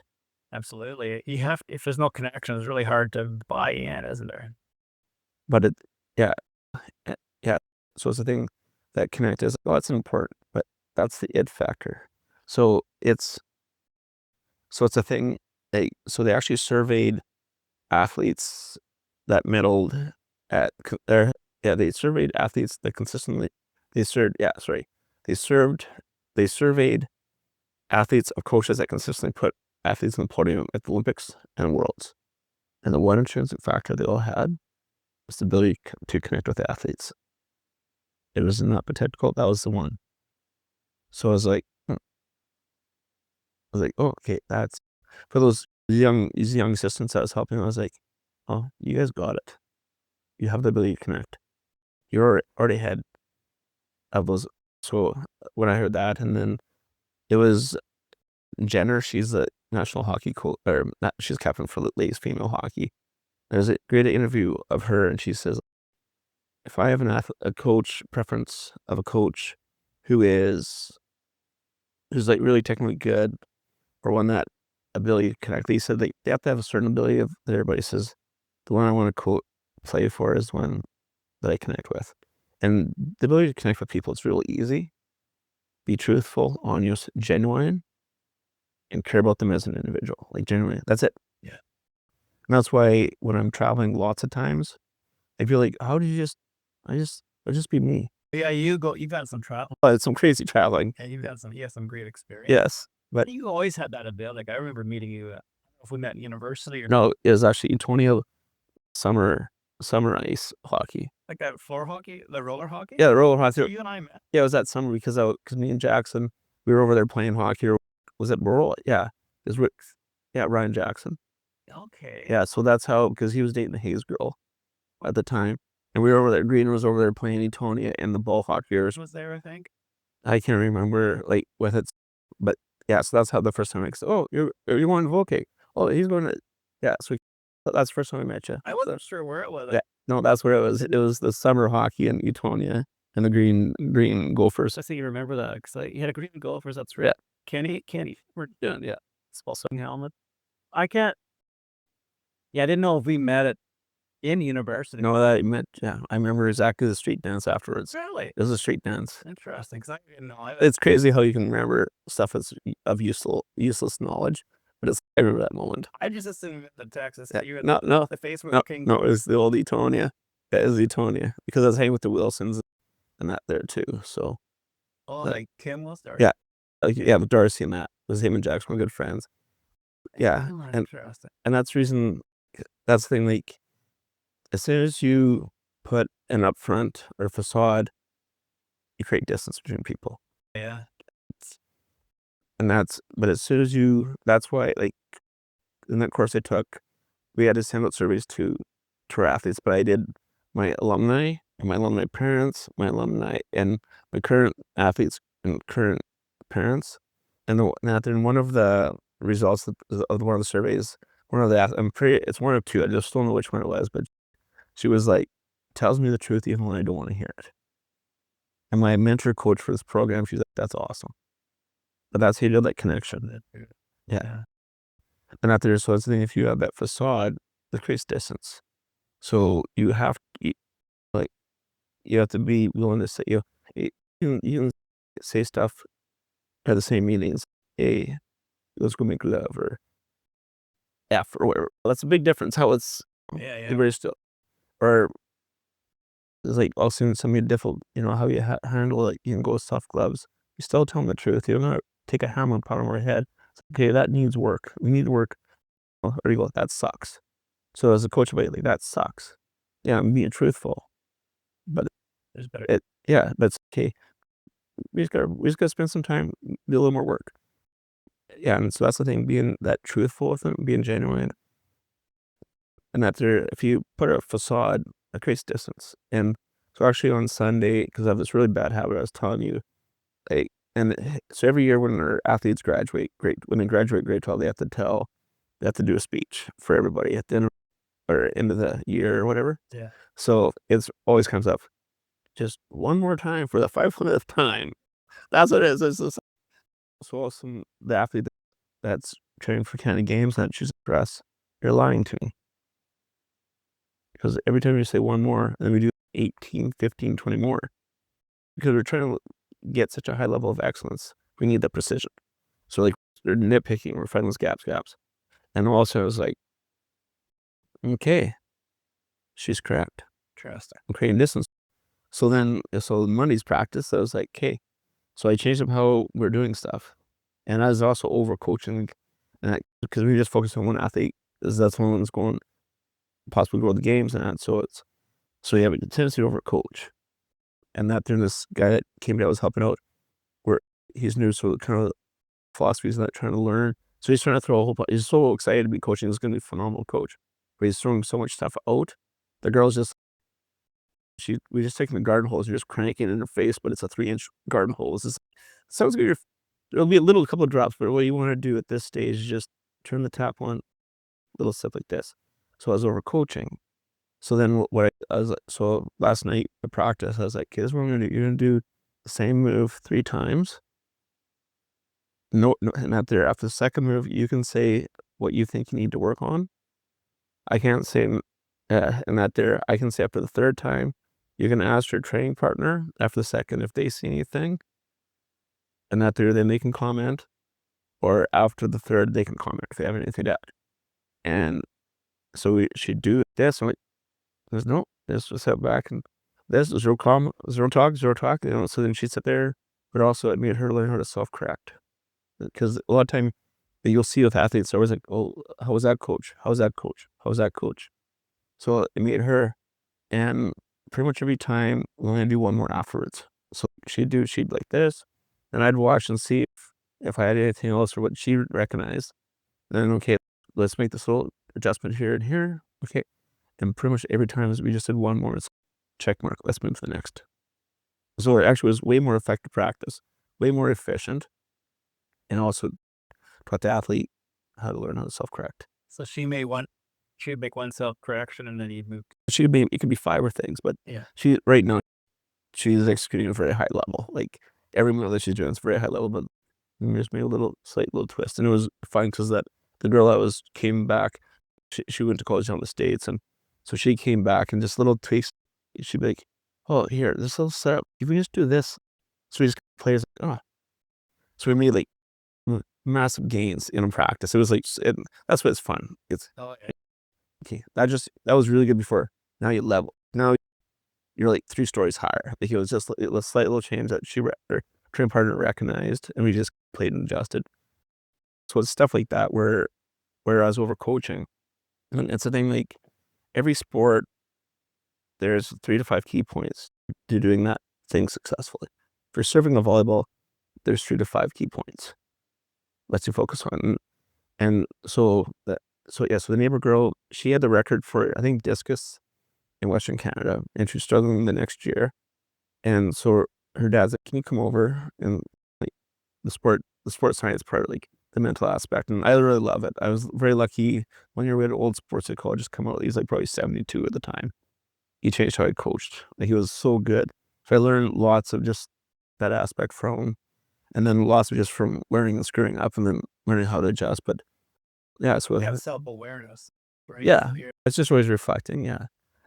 But it's a thing where, so all of a sudden I go, so if you have an unsuccessful throw, and her coach was actually the 5th man for the relay team in Atlanta, the one like with Donovan Bailey, the 100 meters. Yeah, that was her coach. So not like she wasn't getting coached by Joe Bull, dad or mom that's kind of helping the track club. Like, yeah. So he was out of Kindersley, and that they're, I can't remember his name. Winchester? Yeah, Winchester. That's the 5th guy? Yeah. Did not know that. Winchester was the 5th guy. You never told me that. Yeah.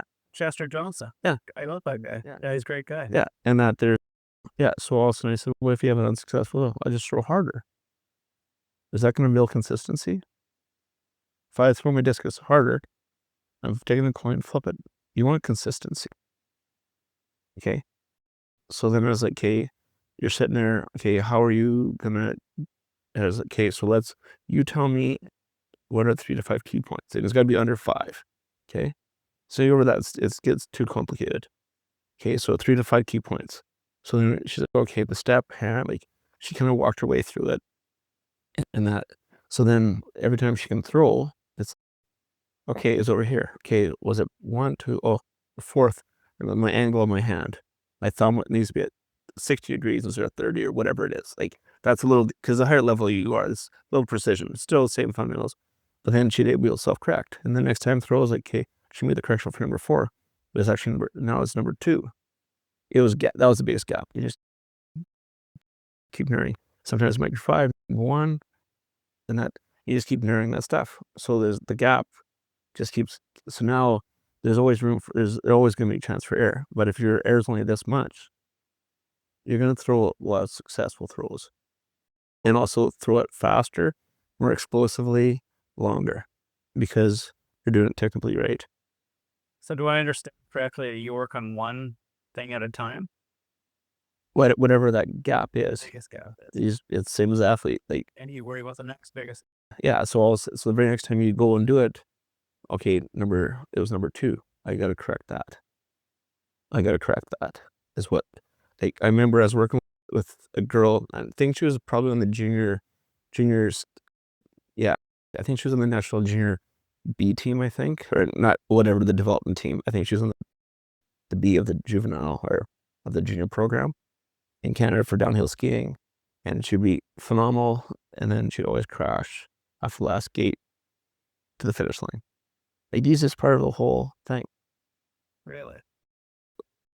So I went up there, talked to her friends. Hey, can you come and have a chat? This is always, I just start talking like, oh, you need to talk to my daughter. That's just the organic, because like, you're just Joe Blow, like, you're just a farmer. And that there's also many times like, hey, if you could come up and talk to her daughter, and that's. So all of a sudden we did the same thing, because with her, what would happen is she'd be thinking about everything like this, and then she'd get that gate. And what she was saying was like, cross the finish line. That was her thing. How do you cross the finish line fast? And that's where Technique. It's the very same if you're swimming. If I want to swim fast, I can move my hands like this. But if they're technically before, I'm not really. I can be like effortless pulling. Looks like I'm doing like I'm probably actually doing probably a third of the work I'm doing this, but I'm going like probably 2 or 3 times as fast. So it's very similar. If when you're feeling fatigue, you're feeling tired, you focus on technique. Because your technique's good. That means be efficient, very effective at what you do, and most powerful. right. Yeah. So this girl, so it's the same thing. I hadn't skied in 20 years, but the same thing is like, hey, let's go. And all of a sudden, it's like, okay, so all of a sudden, turn the corner. Okay, you've got the gate. Now we just broke that phase of the race down. Okay, it's okay. Skis pointing down. That was pointing. I wasn't. It wasn't anything amazing. Like, oh, you gotta do this. It's just like, okay, knees pointing down or toes pointing down. Simple. Okay, I was in.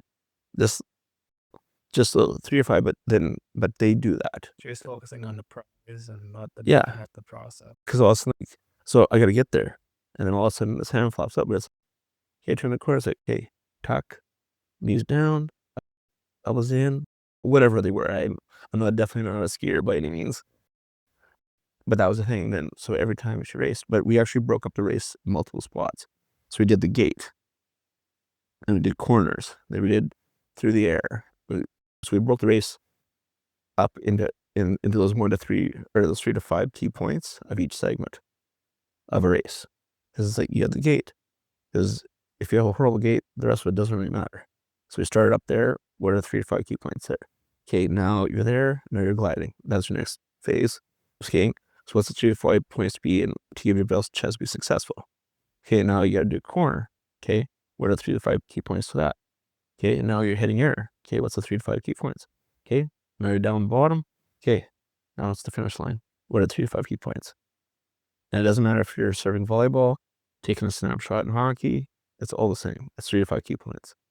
And what it does, it allows the athlete to learn how to self-correct. And because right now, everybody's always got to be here. And I was like, that's what I'm starting to do. I was starting to overcoach. Oh yeah. And it's a thing, and like, it's a thing too. Like you'll hear like now, it's a thing like now you hear people like, oh, Connor McDavid, he'd come home from school, do 200 shots or whatever. And it's like, and now so parents like, oh, Connor McDavid did that, so Johnny can say you gotta do 100 shots. But when you hear Connor McDavid's parents talk, you do not need to do that. He says, but I want to. I need to.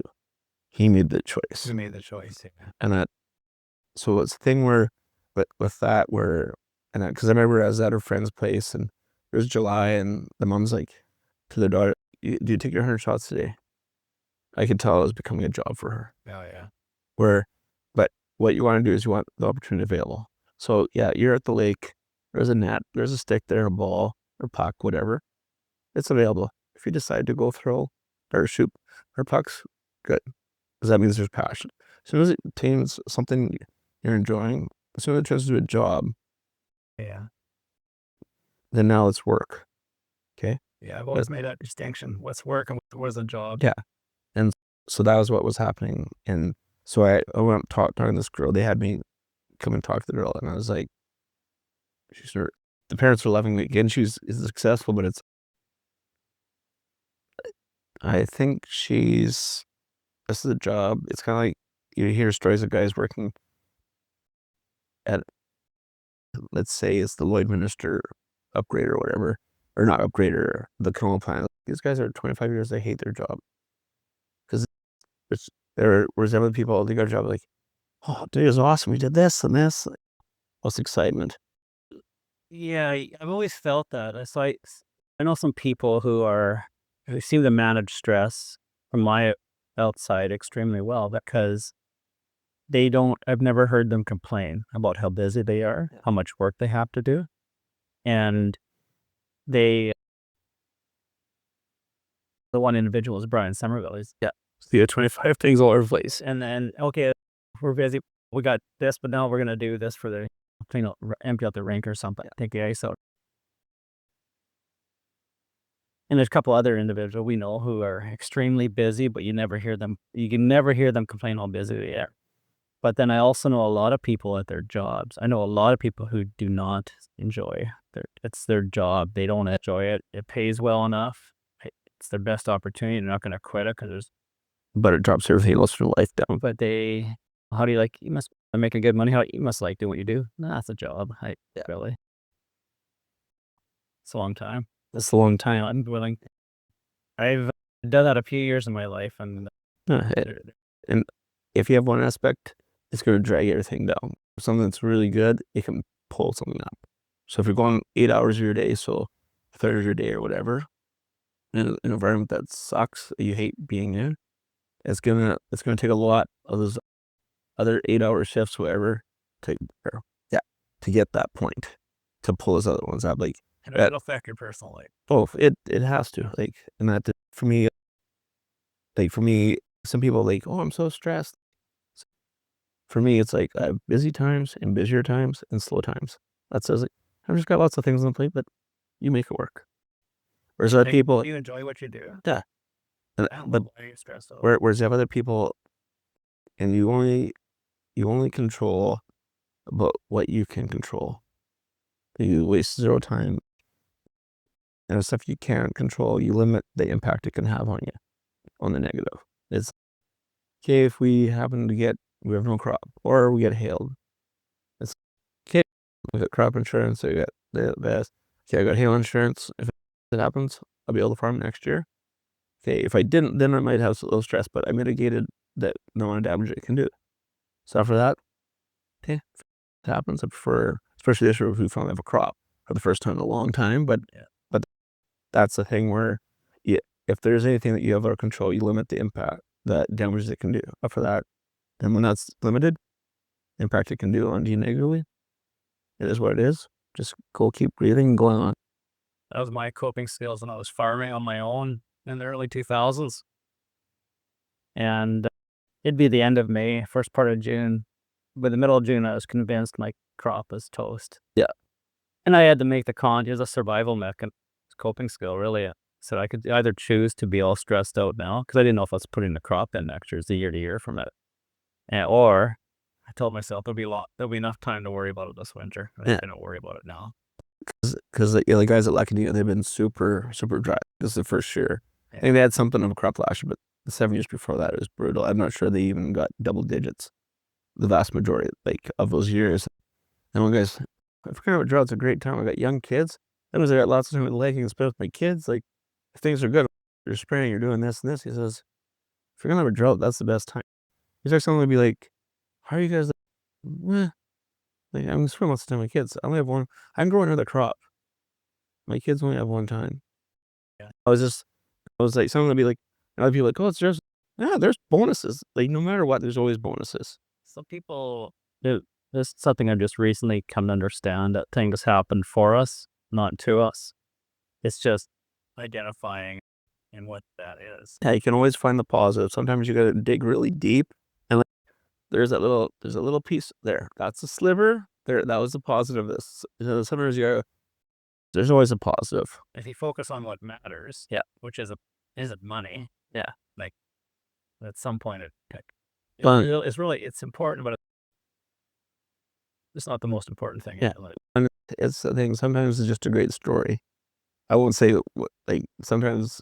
Yeah. Sometimes it needs to be something like that could have been really badly. Like you have your liver and kidneys, but that didn't happen. But that could have happened. But at the same time, I won't go into details. But it's a great story. So it's like, that's the negative. That's the positive. I wish it never happened, but it did happen. And I was like, that makes a beautiful story. It's not the machine story, but it's similar to the machine story. I am the machine.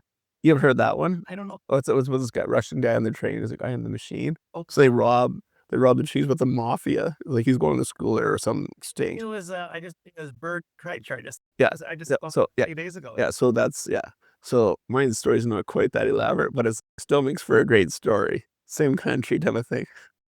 But that's the thing. You can always find a positive. It did change me though, because now it's like I never let my guard down now. And before I'd be like, whatever. So You got lucky, really. yeah, I got very lucky.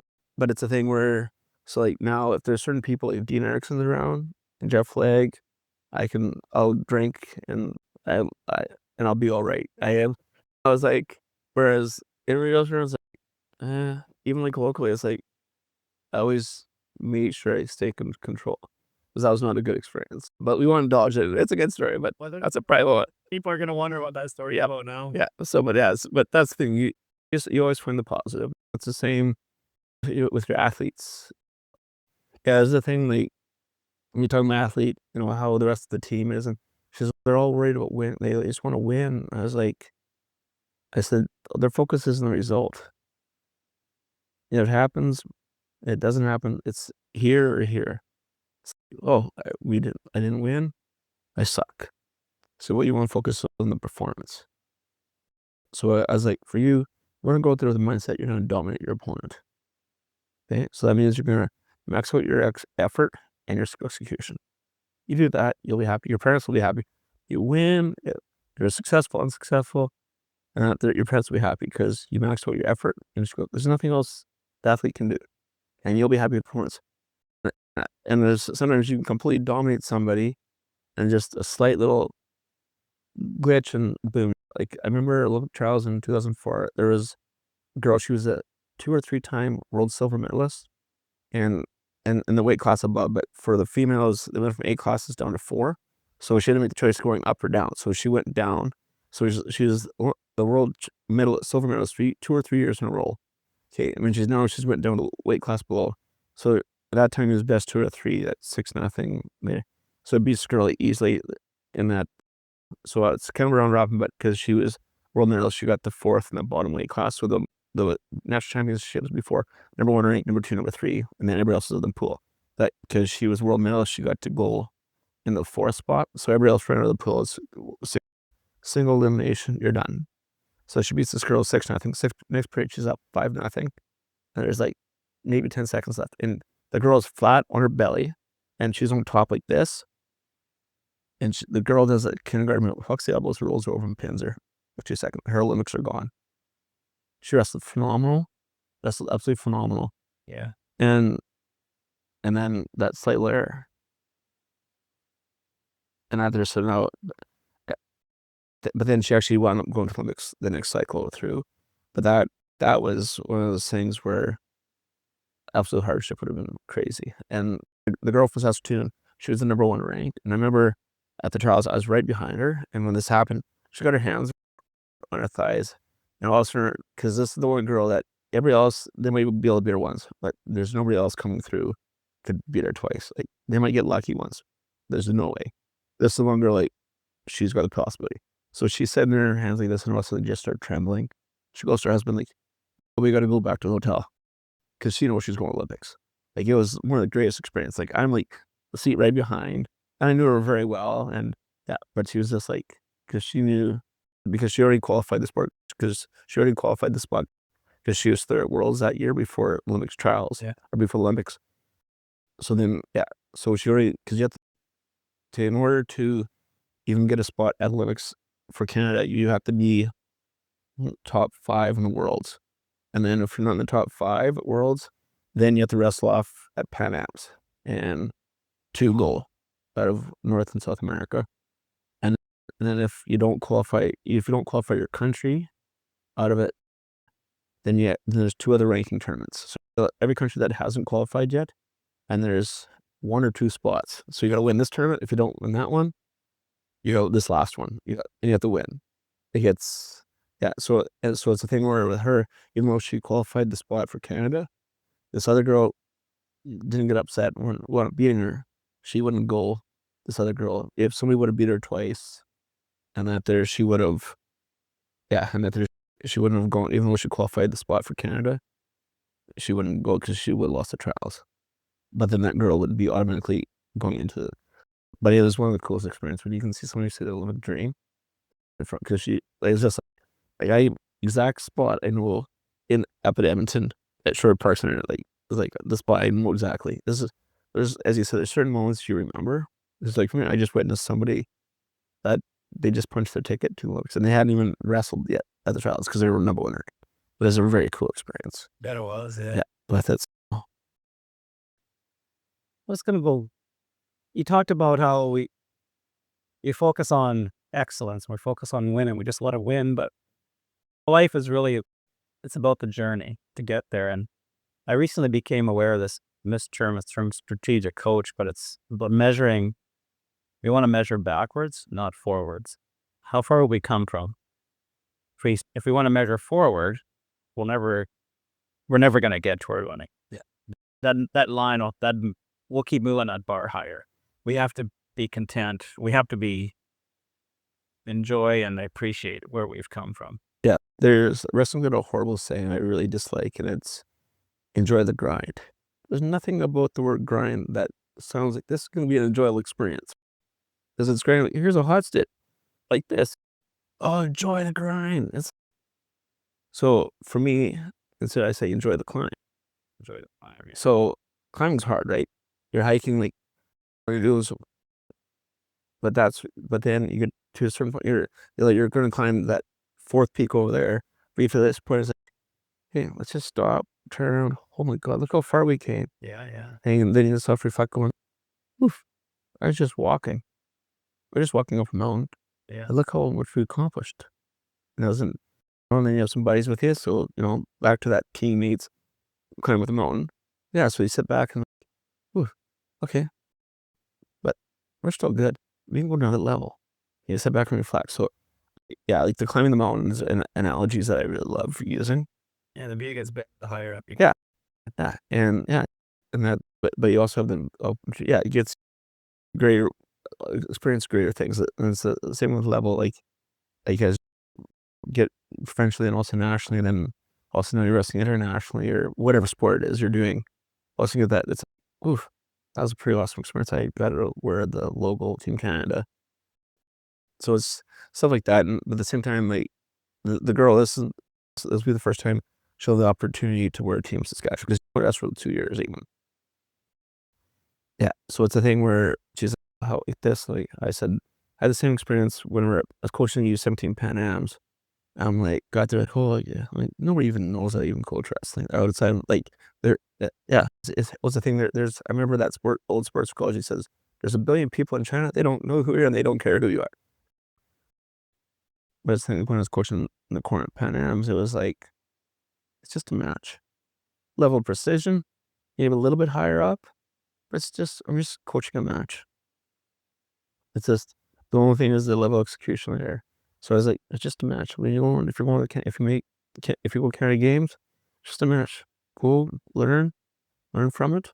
Okay, make corrections, do it again better. Like a prime example of reflecting me to think that I was super successful. So in 07, I got the opportunity to coach Canada or Western Canada Summer Games. And Where were they held? they were in Strathcona or Edmonton, or was it Short Park? Whatever. It's saying it's all Edmonton for me. So it ain't Greenan, Saskatchewan. And yeah, so it's a thing where Alberta, between Alberta and BC, I think, yeah, there would have been like 10 girls, and I think they were all medalists. I think BC had 4 national champions, Alberta had 3, and they're pretty much all were top 2 or top 3. I think we only had 2 girls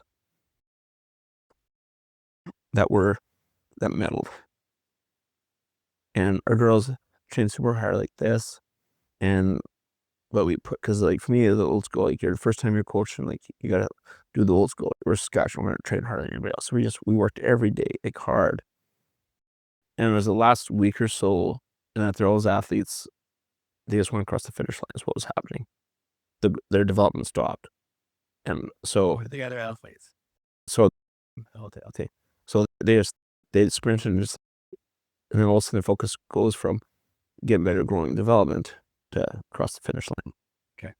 So now you got to work even harder, because now this is the ramp up before the taper.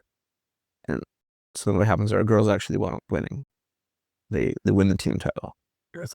Awesome. So Late underdogs. yeah, complete. Yeah, like we weren't even close.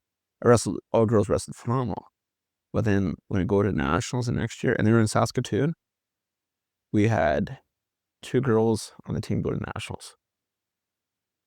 We burnt that whole group of kids. Like my athlete that won, there's only 2 girls from Team Saskatchewan individual gold in what my personal athlete did. And I remember we got done high schools, and I was like, she was so burnt out come that year, is that we'd have like, if they touch your elbow, you do this. Because like when she was a grade 10, she would just dominate. She'd just go out there, and then she was so burnt out, she'd look at the clock and there's 8 seconds, I gotta score, and she'd score. That's how she was winning every match. She was so burnt out. Like whenever you see an athlete start looking at the clock, that's usually a sign that they're getting burnt out. So training too. Yeah. Too much intense. Yeah, and too long and late, because that's the first time they go from regular to now you're training summer, because games are always in August. So you extended your season, you're on another level, so you're training a little harder. And we trained way in that there. So so we lost all those, and like I'd say half the team never wrestled again. So was that really successful? Complete failure, my part. But initially I thought it was amazing.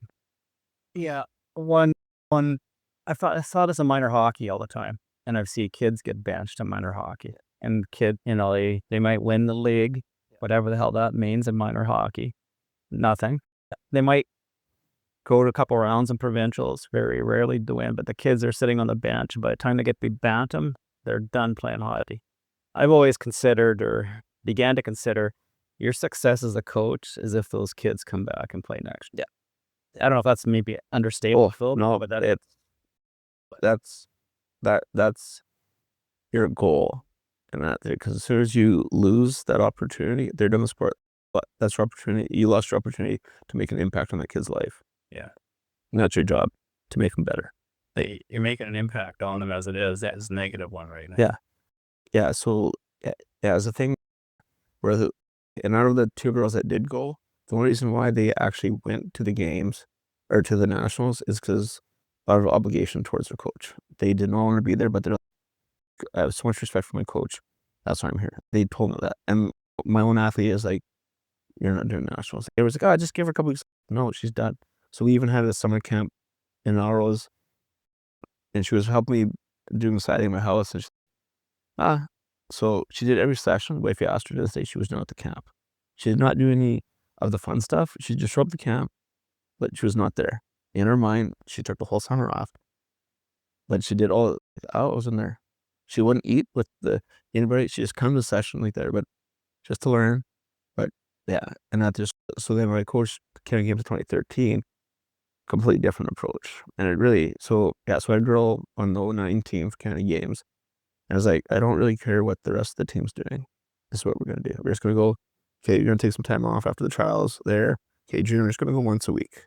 Okay, and then July comes, and then twice a week, and that there, but you're going to be going to a camp down the States, and there'll be 2 camps, and then the last 10 days out, we'll load up. We'll go every day, loading up, and that you'll load up. And then I remember she got to the games, and she's like, I feel like I'm superhuman. She goes, everybody else is like burnt.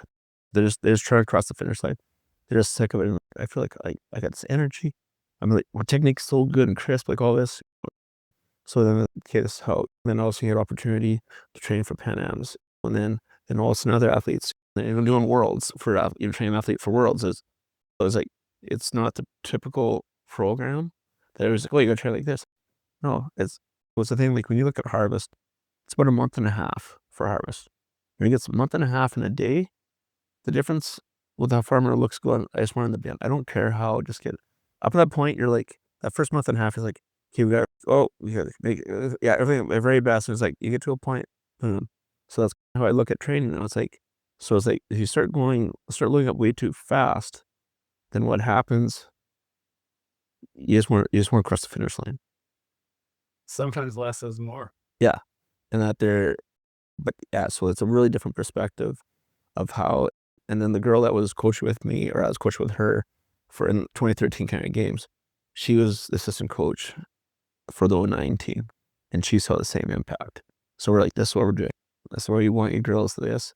And up until these last little trials, so yeah, I think we still had 2 competing, like 11 years later, they're a national team, like there. And then, but the next year afterwards, I think 7 or 8 of those girls were top 2 in the nation. Ones that were not even top 10ers before those games. High school that never, now they're winning, or they're also wrestlers at nationals, or they're top 2. They meet In part because they're fresh. well, because we didn't burn them out. Yeah. Like there, but we really focused on the development, their skills. Yeah, it was just like that for me. That was, and our girls placed 3rd. We should have been, I think we could have actually took off. We lost to Alberta. Just had a slight little cue with our late weight. And it was like, oh, it'll be all right. And she was beat the girl handily first period. She's beating her again. Had the chance to pin. There was just something that she's like, yeah, it'll be all right. And just a little change of how boys do it. And because she did a little change, like she wasn't able to do this move, she would have pinned the girl. And then we would have had 5 points Alberta for 0. So she wound up losing that match, got caught, just like a fluke, whatever. The girl fluked out. They got 5, we got 0. So it was a 10-point swing. And that's what, or else we would have been in the finals against Ontario. I think we could have given him a chance, but I think that was a successful year. That group, the first time where I thought it was super successful, like we took all these, I don't say ragtag girls, but Alberta's got these, BC's got these phenoms, and it's, we used to be your phenoms, but if the athletes are no longer wrestling, and me not even just wrestling, hate the sport. I know. So it's this lane was 12 o'clock. Yeah. So I coached 1 year of hockey, Adam hockey, and that was probably maxed out my coaching skills.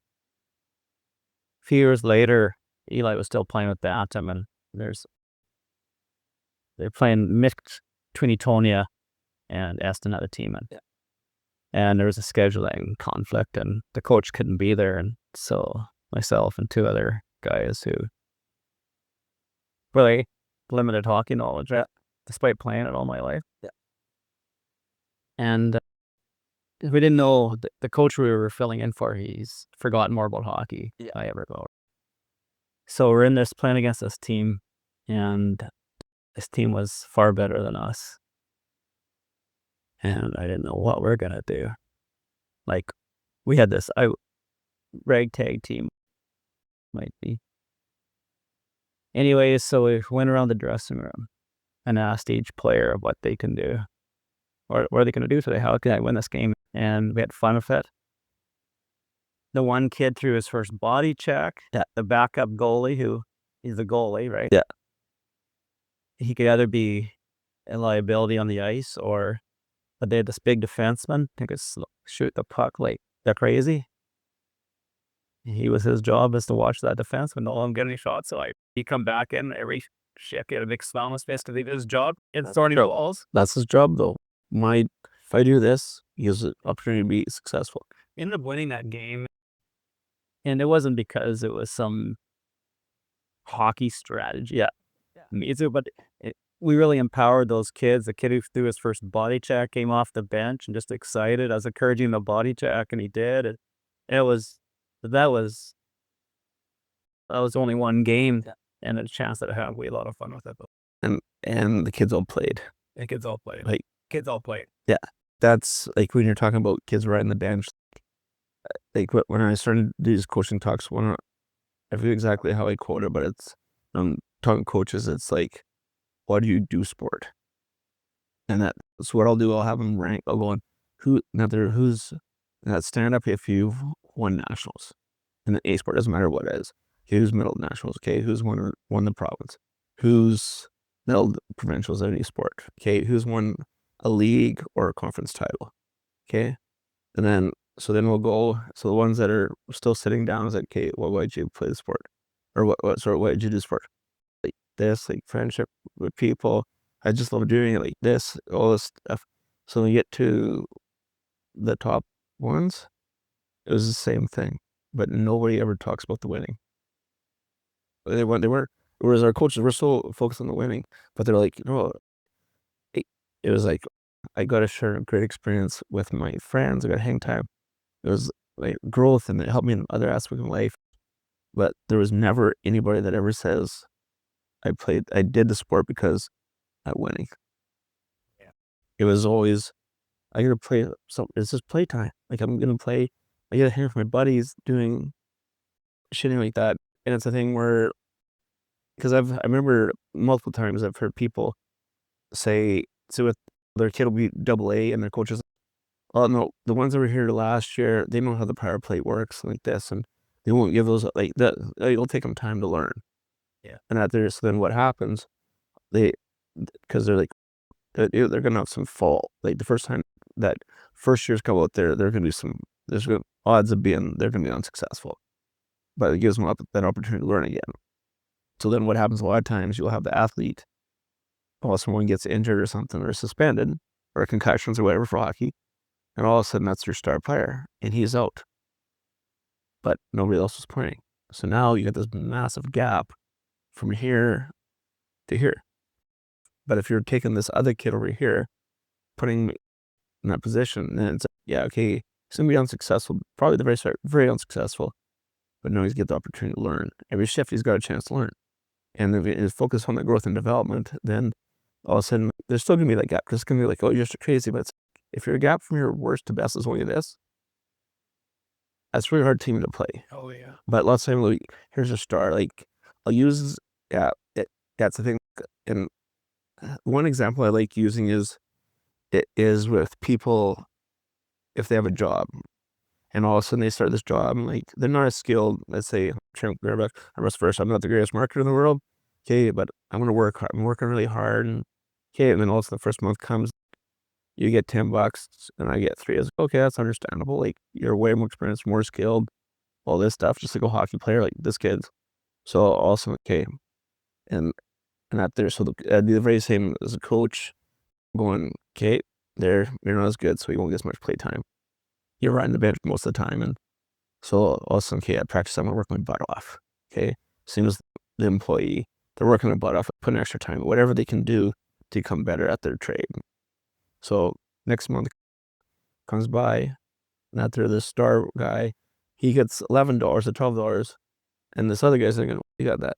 He gets $1. So he gets less shift. I'm like, I'm working my butt off harder. So then what? So then the athlete or the employee at the time, they have 3 choices. One's like, okay, I'm going to stick it out for another month. I'm going to work even harder. If I can possibly do that, I'm going to do everything I possibly can. I'm going to show the boss that I'm working. I'm going to do the very best of my skills. I know Johnny, he's just more gifted than me. He's smarter than me, but I'm going to try to narrow that gap as much as I can. So they'll work their butt off. That's the first option. The second option is, whatever. I'm getting $1, I get $1. I'll still show up. Don't really put a whole lot of effort, but I'll get from 9 to 5 and I walk home. And then the third option is he doesn't really, my boss or my coach doesn't see the effort I'm doing. He doesn't really care. Oh, I was like, this other guy, they want me to work over there. Yeah. I'll go do that. Yeah. Or so that's what happens. That's the choice of those 3 athletes. The athletes, when they ride the bench, that's what it is.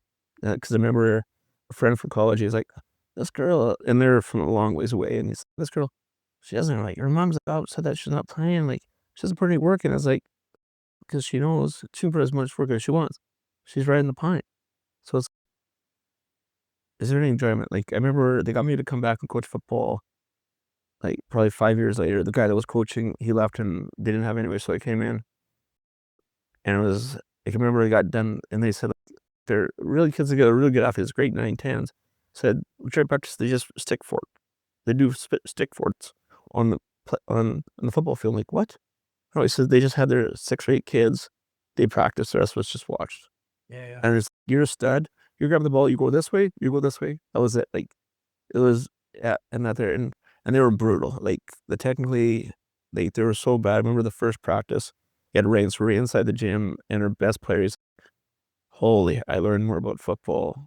I just technically how to cut corners and like that. He said, I learned more about football in inside practice than I've known first 3 years. And they actually had a coach that played with the Huskies. So it wasn't. Where was this again? In Elrose. Yeah. And that there, and like, we're brutal. So it was like every practice, okay, we got to find this gap. I remember it was like the last game of the year, it was like, now we're blocking downfield. Because they were so technically poor that we had to, like, okay, let's do this. Okay, check mark. And we moved the whole team. So also our last game of the year, we only won 1 game a year that whole year. And our last game was against the team that was in the provincial semifinal. And I remember at halftime, I think we're down by 2 points. Really? The first game of the year, it was like 105 to like maybe 2, something like that. But when we were done that year, all the kids are going, that was the best year I've had. Because they played as a team. But they all played, every kid. They all got a chance, but the growth was crazy. But before they'd had this stud kid, you run this way. That's all it was. Give him the ball. Yeah, give him the ball, he runs this way. You're a quarterback, you run this way. And just hopefully he can, yeah. But yeah, the kids were like, and they had won 1 game, but the growth of those kids was phenomenal. Like, in that last game, we had a couple injuries. So on defense, I think we had 4 great 9s, not one of them athletic at all. And then a small little French exchange kid that was in grade 10. like small, never played the sport ever. And then I think it was a grade 11 or 12 kid. That was small. Yeah. And we were able to hold the first team. This team was in the provincial semifinal. They're able to do their job because it's, you guys are grade 9s, but there's really zero difference from like how much their growth, because they're all getting a chance to play because they were horrible athletes.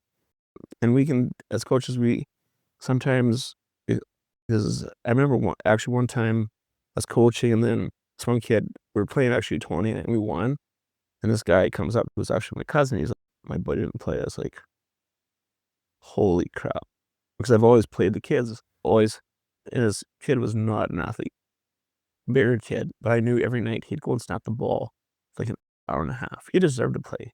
And he forgot he's another. Yeah, because also I had things like this. I'm like, that's the thing. If you're a grade 9 and out there, it doesn't mean because you got enough kids. You're always got to be.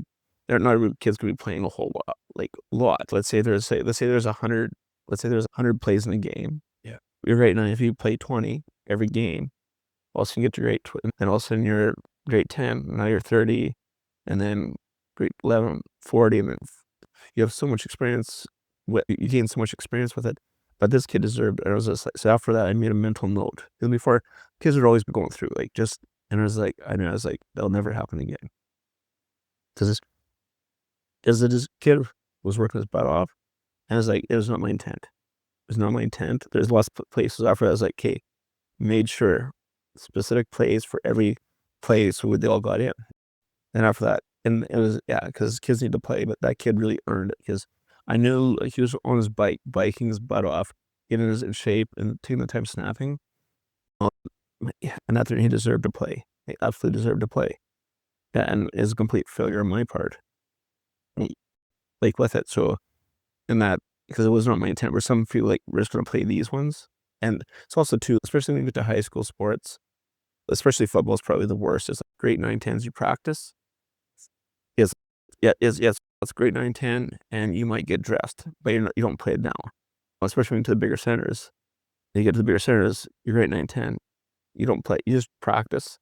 And then, so a lot of kids go on the loop grade 9 and grade 10. I'll just wait till I'm grade 11, 12, then I'll get a chance to play. So what happens, they're like, oh, it's just a rebuilding year, is what they'll say. Those programs are like that. They're like, it's a rebuilding year. But in reality, you just have athletes this year. But if you have those kids at grade 9 playing, and they know they're going to play, they're going to come out, practice. I'm playing, like they know they're not going to do 50, but it's like, I get 10, I get my 20 plays, whatever, like this. Hey, keep good. That's all I need. That's a chance. And then they actually learn the speed of the game like this. And every year they keep adding, and all of a sudden, now your gap between your grade 12 or those grade 12s, if you're gonna have a horrible group of grade 12 athletes, they have so much experience compared to these other ones. They like, no, I'm gonna wait till grade 11, 12. They have so much experience and knowledge they've gained. They can make that gap up. Because they're not as good, but they know the technical aspects. They've had all these reps of practice. They've also had all the game reps. And that's why you have dynasties. Dynasties, because the ones that can do this, sometimes they just have it's just a great gene pool from that town. But doesn't last. No. Eventually that gene pool runs out type of thing. So and that's what, as a coach, if you can build consistency, it's the same as a skill for the athlete. Like, we don't build consistency in your skills. If you can consistently get in this range, you'll be very happy, and you will be successful every time. Hard to say. Same as that, like they're that team, but same time, because you're playing grade 9s, there's gonna be times where it's gonna cost you a touchdown like this, but it's like that kid learned in grade 9. And now all of a sudden, now it's provincial finals. You're just talking about even setting up this podcast. That's one time like this happened. Okay, I just go back and check this. So the kid that play, he got caught on grade 9. Now it's provincial final.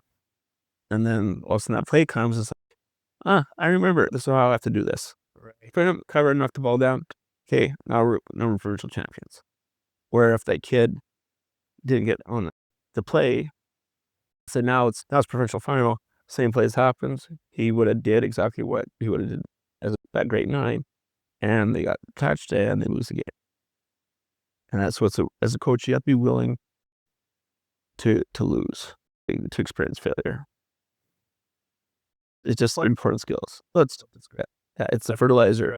as a student, or Yeah, and that I'm not sure if it was on this or not, but yeah, and that their failure is a fertilizer of growth. failure is a fertilizer of growth. Yeah, because I need to make changes. Okay, that was unsuccessful. I need to make change, and change means growth. Yeah, I think it's, at least that's how the narrative I've told myself, but I think it's true.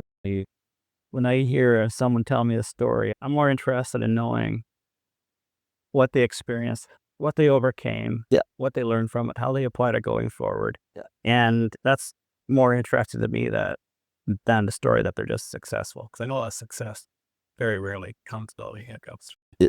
Yeah, it's always changing and adapting. Like a part of the reason why, and like for me, because as I said, like I went, hey, you're coaching today. You're like, I was supposed to be helping. No, and now so I become a very good coach.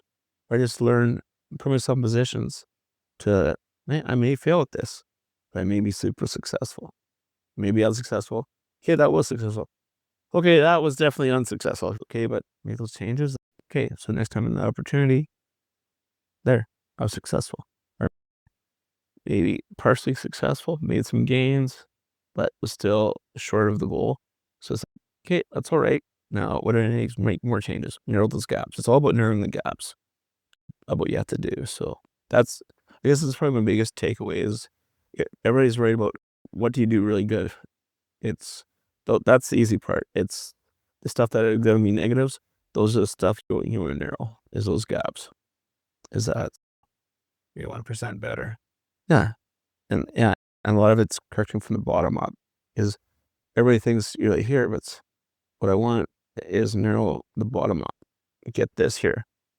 Because if a gap's like this, that's my range of failure or of there. But if my worst is here, it's going to be a pretty enjoyable, fun ride. Oh yeah. Because you're going to be odds of success is very high.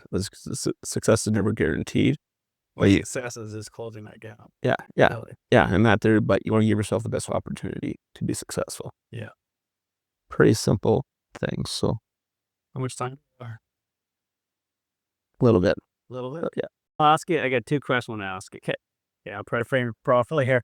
So, what is one belief that you had when you were younger that you do not have today? Oh, you might want to hit pause for that.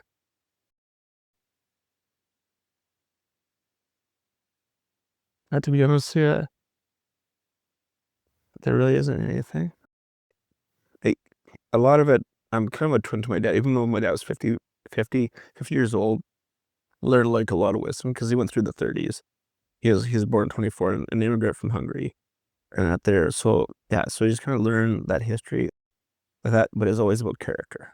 That was at most of everything. Yeah, I always knew. Lots of people always try to figure out what they want to do in life, but for me, it's like there's only two things I had choice. Is like I was going to teach or farm. That was it. Teach. Yeah. You didn't go to. No, I went to Voc, Yeah. but that was the only two careers I ever thought was a possibility. Really? Yeah. And then you just started teaching to your university. Yeah. Actually, when I was in grade 12, I actually coached the junior boys volleyball team. Okay. And then a wrestling coach, he moved out to Abbotsford. He was like, when I was in grade 6, we had a really good coach, great fundamental coach to grade 6, but then he moved to Germany for 4 years to work in the army base, teach there, and then he came back in grade 11. And then the next year they had this guy from Ontario. He was supposed to have been arrested, but I weighed like 118 pounds in grade 12, 100 pounds and more, less. And it was like, he was a heavyweight guy and I could beat him. Like, he was not head. So I was basically coaching the wrestling team too, also in grade 12. So it's just naturally, and it was funny, like one neighbor kid, I'd coached him as Parson, and he says, no, like he quoted me, like when I was, like it was crazy. I can't remember what the quote was. I was visiting him, stayed over the neighbor. I was like, yeah, that one time, so when your coach was volleyball, I'm like, I don't remember even, coaching you. So it was so long ago. Like, he's like, no, I said, you said this. I was like, oh, I remember it. Yeah. We have no idea the impact we can have on other people. And I was not a good student. I went to the principal's office a fair bit. Yeah, it was always for swearing infractions, usually, is what the problem was. So. That's the way we could But that's the thing, like, that's not the kid that you would think would be the kid that would be, somebody remembers that kid, something I said as a grade 12 coaching the junior B team. And I cannot remember what it was, but then he said, it's like, oh yeah, I remember that. Those are those sweet moments. Yeah, absolutely. Because, I don't know. So it's just natural for me, I guess. That's probably the easiest way. Yeah, it's just natural. Yeah, you considered teaching? Yeah. Recently? No, as a young kid. As a young kid, I thought maybe we had this conversation a year or two ago. Or so yes, yeah. Like I think like when I'm done farming, I'll probably do 1 year as an EA. I don't think I could do 2 years in a union system. Whenever just be like that. you But might be a closet social or a closet union there. no, my dad's NDP, but he was not a union guy. He closet So, left but- wing. But yeah, it's a thing where, like for me, because I've always had these great principles, like you should have been a teacher. I remember she just retired because she wound up being superintendent her last couple of years. And she'd always heard about me, but she was teaching in Rosestown and bigger. And then she moved down to be principal in Arles. And she's like, holy crap, I understand why. She goes, you're gifted. She was, I should have people come in and watch you how you teach. Because every year I'll go in and do a week or two of wrestling. Just teach phys ed. Yeah. And that's when she was like, you have no formal training. No. Just learn. It's the thing, like, you can get formal training. Like, there's some amazing farmers that never went to school. Absolutely. Like, amazing. Like, even like Mark is out there, but they learn the practical aspect of, like, the one thing that education does, it saves you from making errors. Because you'll have that knowledge going, let's make a better choice. Yeah, that's an critical thing. Yeah. And you get your connections. You get your connections also with it. So I don't know if there's anything that would have changed. Like, I'm just who I am. That's who I've always been. Yes. Love me, hate me, whatever. But just be you. Like, Land shark still there. yeah, I avoid that. But yeah, that was in my youthful days. But yeah, it's a thing where, I think what's happened is my values and ethics, and that's probably stronger. So I think that's the only thing that changed the importance of it. I remember one time I was at a wrestling tournament. I saw this girl, she kind of hammered down. And it was like, that's inappropriate. Wasn't like a red card flag, but it was like, there's zero need for that. Yeah. And out there. And I'm going, I know who's in the corner. October. Because that's what a coach would do. Oh, right. So for me, it's like, I have to be the example. I remember, like, parents be at Christmas time, like, the kid's like, Mom, he doesn't eat junk food. The kids would know. It's like, he doesn't eat crap. They'd know. He's like, Mom, he doesn't eat that stuff. Like, they would know. So, like, your conduct as a coach, like, you'll see, if you want to see, you have coaches scream at the refs and all this stuff, over the top like this, how are the athletes on that team? It's undisciplined. Like this. But if you have a coach, this is how they conduct themselves at a very high standard. You have to hold yourself at a higher standard than anything else, than your own athletes. And they just see, you don't have to tell them, because we'll be at spots and, like, You're the leader. Yeah. They're going to feed off. Right? yeah, we'll go to BC or whatever. We used to go to BC lots, and I never have curfew, nothing like that. It's like, you guys, you learn. And if you decide to watch TV till 3 a.m, and we get up at 6 and you have wrestling and you're like dogged, you learn from the experience. But I put ownership on it to do that. Whereas, not to where, because like the course, like all these national Olympic national team coaches that run this program, like, they're controlling every aspect of these athletes. Like, you guys are so fear that their athletes are going to screw up, that everything's so regimented. You guys got to go like this. It's like, these are not kids in grade 6. These are 28-year-old men and females, or 30 or 35, and they're this because they're so scared that we're going to make a bad choice. Then they'll learn from it. So my athletes, you guys, all I say is, we leave at this time. That's the only time. When you go to breakfast, like this, but I put the ownership on my athletes, and then learn to grow. Whereas, That gives them this. That's that connection. That's that. Russ has trust in us that we can make the right decision. Yeah. Don't need to be micromanaged. yeah, just have them going, and if not, they learn the wise lesson. Going, okay, next time, and it'll be funny because, like, the kids, like, I don't know, I went to bed like 8 o'clock. You never go to bed. No, but I was just tired, so I went to bed at 8. I'm like, okay, because like during the school week, it's like 11, 12 o'clock, or I don't know, I was just tired, went to bed at 8. Really? Yeah. And they're like, oh, I was up till 10. was like, watch until 10:30, and then but they're just straightforward with it. But that's the thing where giving your athletes ownership. Like I might say, okay, it may be time to do sprints, like on your own. Like where I just coach technique. A cardio, if you want to become a champion, you can become a champion. I'm just like, maybe it's time to do some extra workouts, like some sprints or whatever it is. If we're peaking for something, like nationals, whatever, it's like, okay, you need a little bit. I'll just give them the guidance. Like a lot of time, like reference in that course was just being a shepherd and a cowboy. A shepherd guides in the direction. Cowboy gets there, hooks on, drags him over here. Whereas the shepherd's just like, they'll go around the side, go, yeah, just keep going this way. You figure out what you need to go through that gate. Interesting. So that's a lot of guidance. Whereas, but when you do that, you might have those sheep go over there and theirs. But if I have a cow and a dolly, and there I'm ripping them through, he's gonna go. I think that's a good lesson for parents too. Yeah. Because everybody's so they're gonna screw up. Yeah, but let them learn. Let them learn. On a personal basis, I've had my wings clipped a few times, and I've had people take me aside and say, hey, and give me a little slap from here and there. And yeah, I didn't like it at the time, but I got the message real quick. It tells the truth when you don't want to hear it. Yeah. Another question is, can you identify a formative event in your life that made you who you are today? Yeah, Or really changed who you are today? I actually already talked about it. Yeah? That was at wrestling camp with that Olympian. And he says, what you do in sport is a reflection of your life. Interesting. How old were you at that age? Summer going into grade 12. Yeah. But I remember that. Can't remember a whole lot of the whole wrestling camp. That's what it is. But that was, and then that's, yeah.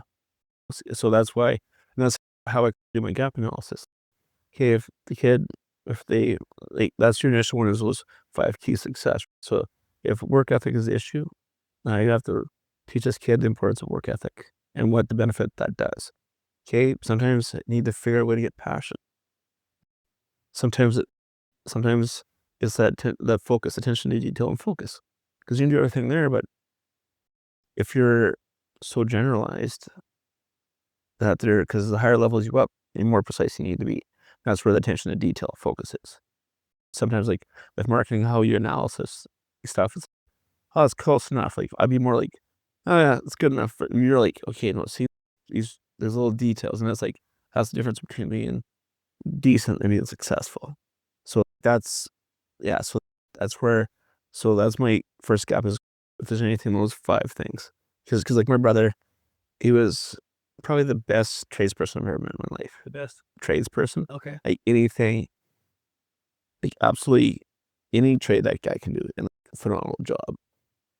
He was farming, but he was, and yeah, he was probably a way better wrestler than me, but he would never be, and everything in life was opportunity to do that next level or something. He'd always pick, I'm just going to go skidooing or something. He wasn't willing to sacrifice certain things to get to that next level.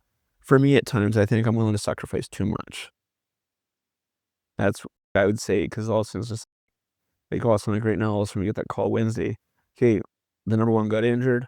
Okay, your girl's probably going to have to wrestle, so you got a week to get her ready for Canada Games.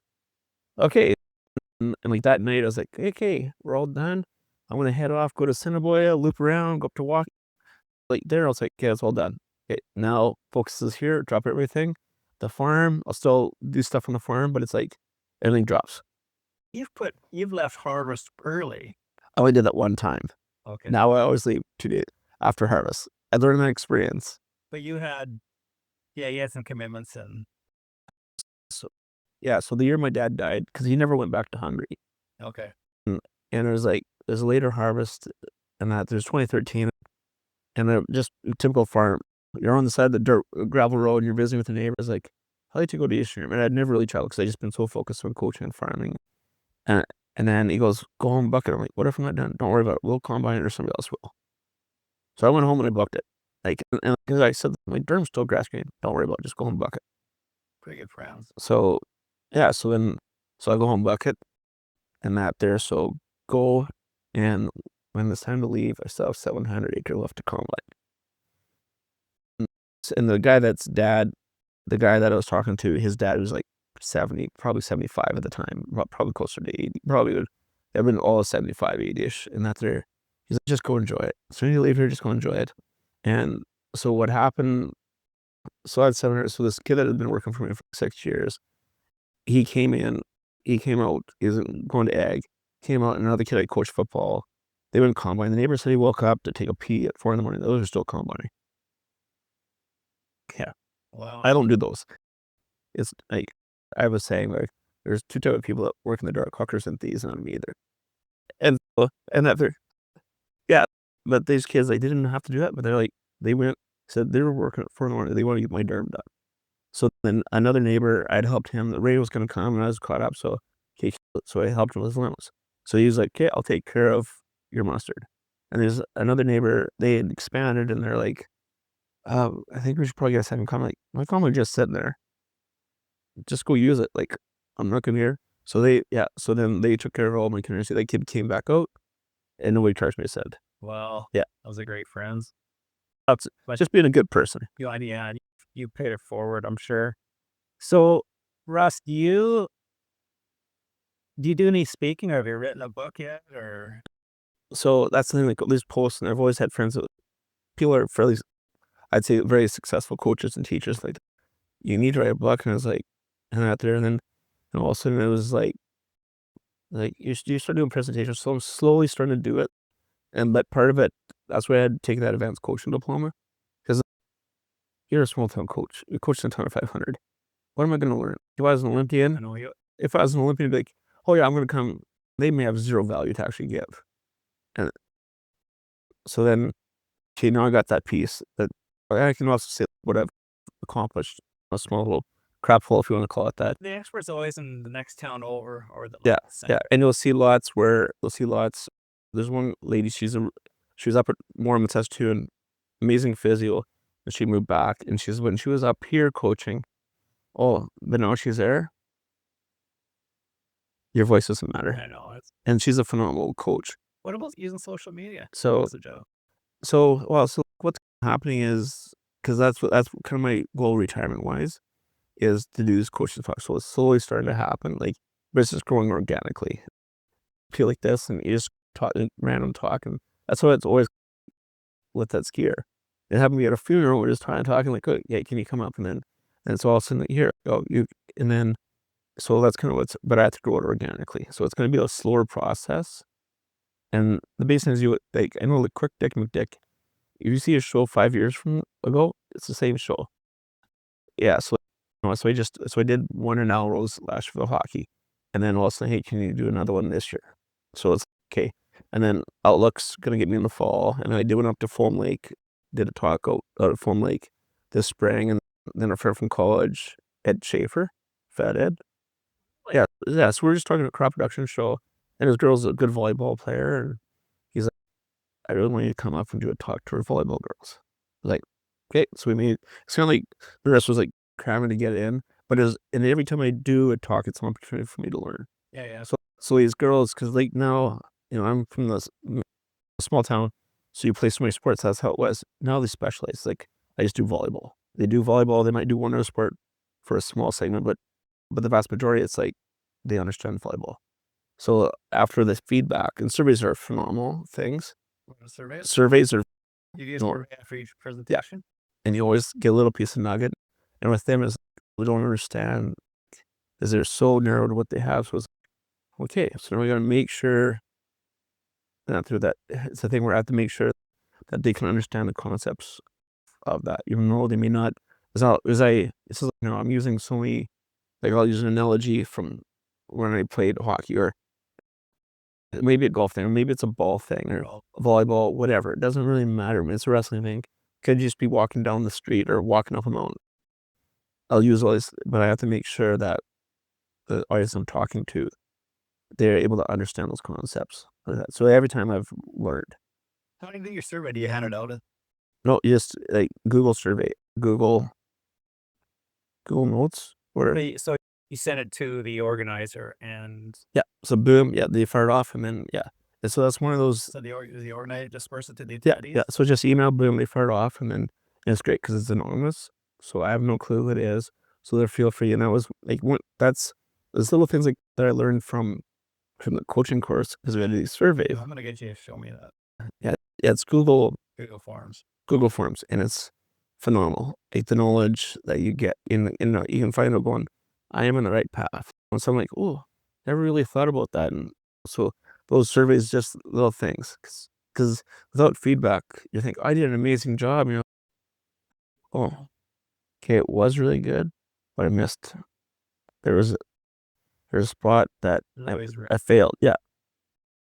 Some people will understand it so often, other people don't. But how can we fill that gap? Yeah.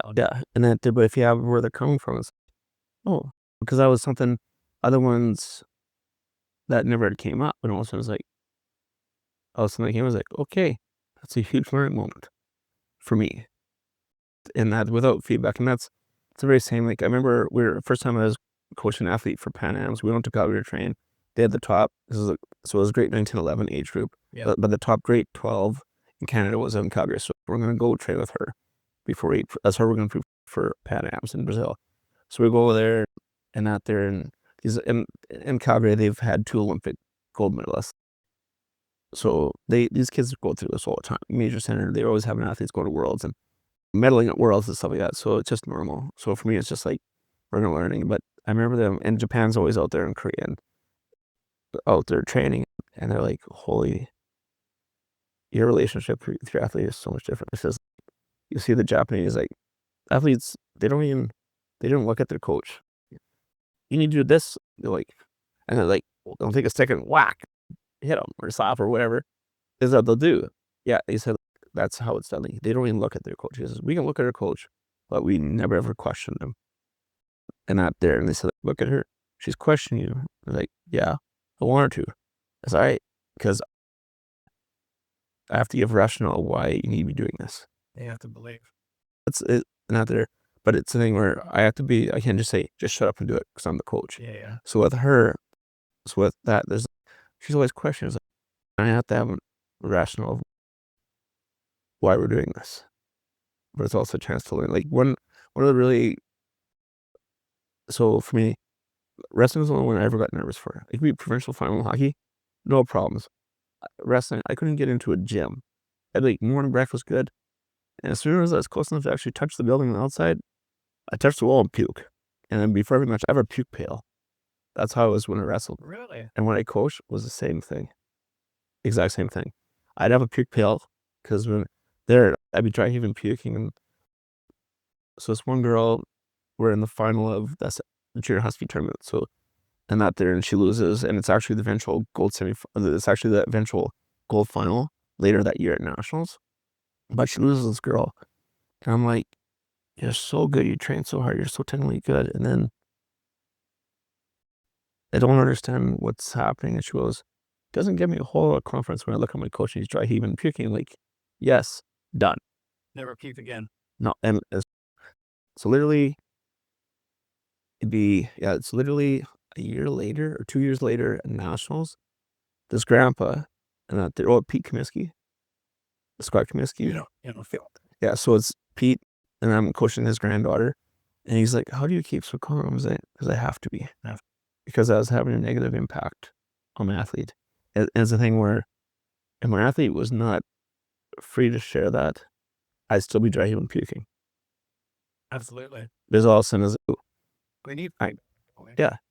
So, and that elevated me as a coach, because now I'm calm.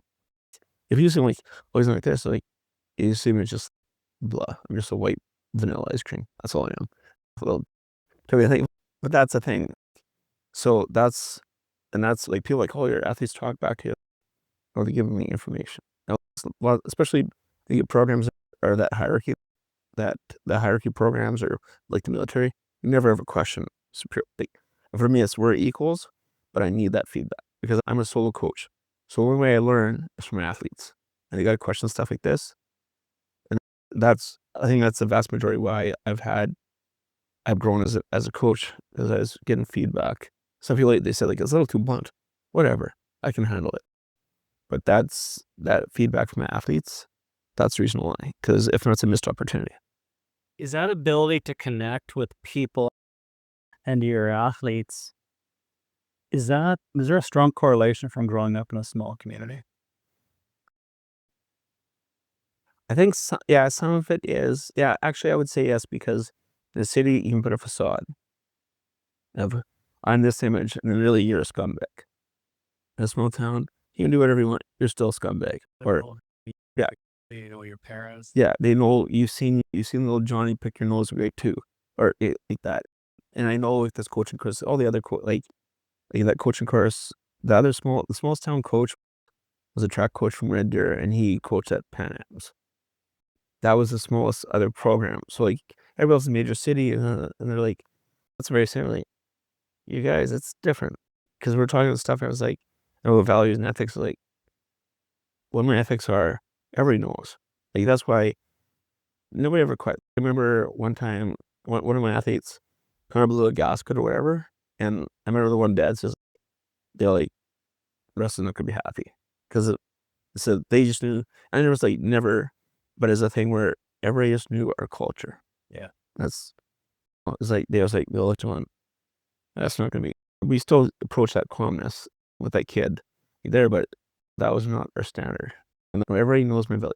If you have to tell people what your values are, they're not your values. They're things like convenience. So they say lots like, oh, here, like the one coach, he was a basketball coach from Ontario and the national team, and also university coach. And there's one of those things where in that there is like, oh, sportsmanship, but he get this temper. He had major temper. And it's like, and a lot of friends like, oh, it's really not sportsmanship from screaming. I'm getting kicked out of games because of my temper. And that there's, so I was talking with him, and I said to him, like, I said, in order to coach your best, you need calmness. Because I had an athlete, Michelle Brumman, and then, so their boys wrestling, and same thing, is a little temper, like things didn't go right, he'd blow a gasket is what was happening. So his first match, he looked like he'd already wrestled the part. In the first match, like in there, he's beating this kid like 8-0, and then he gets thrown. Then anger comes in. So first thing you do when anger or emotion comes in, you lose technique. Yeah. The way, and that the best chance to be successful is technique. So all of a sudden he's not. I think he might have been losing. Like the kid came back. I was like, and he got their team. I was like, focus on your technique. Okay. Bam, went back, destroyed the kid. But because he let the anger come off, and so his coach, when I was telling that story, or whatever, he's, you know what? The times that I've kept calm and cool, as the best games I've ever coached. So now he's a changed coach. I bet. But that's the thing where he's like, oh, sportsmanship, but he really wasn't. Those are just words of convenience. Yes. Yeah. And that's the thing. It's not just a matter of saying, just be it. Like whatever you're cool thing at. And that's, I think, your first question. That's like the team culture and your conduct and ethics. Like, I don't think it was as funny as I used to be as college. And I think it's hand me down. I have some humor, but it's not to the same extent. I think it's dulled me a little bit because my conduct, because they see that's a standard set.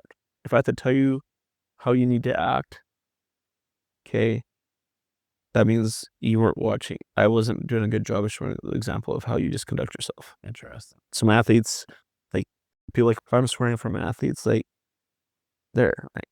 I swear lots, but when it's coaching, Yeah. that's and you'll have like their bombs is like, you said the center. Like it was funny because like last year before regionals and provincials, or one of my former athletes was out, and the very start was kind of talking to me before we're actually getting going, and he threw an F-bomb, and I didn't say nothing. The kids, like, we don't use that language here.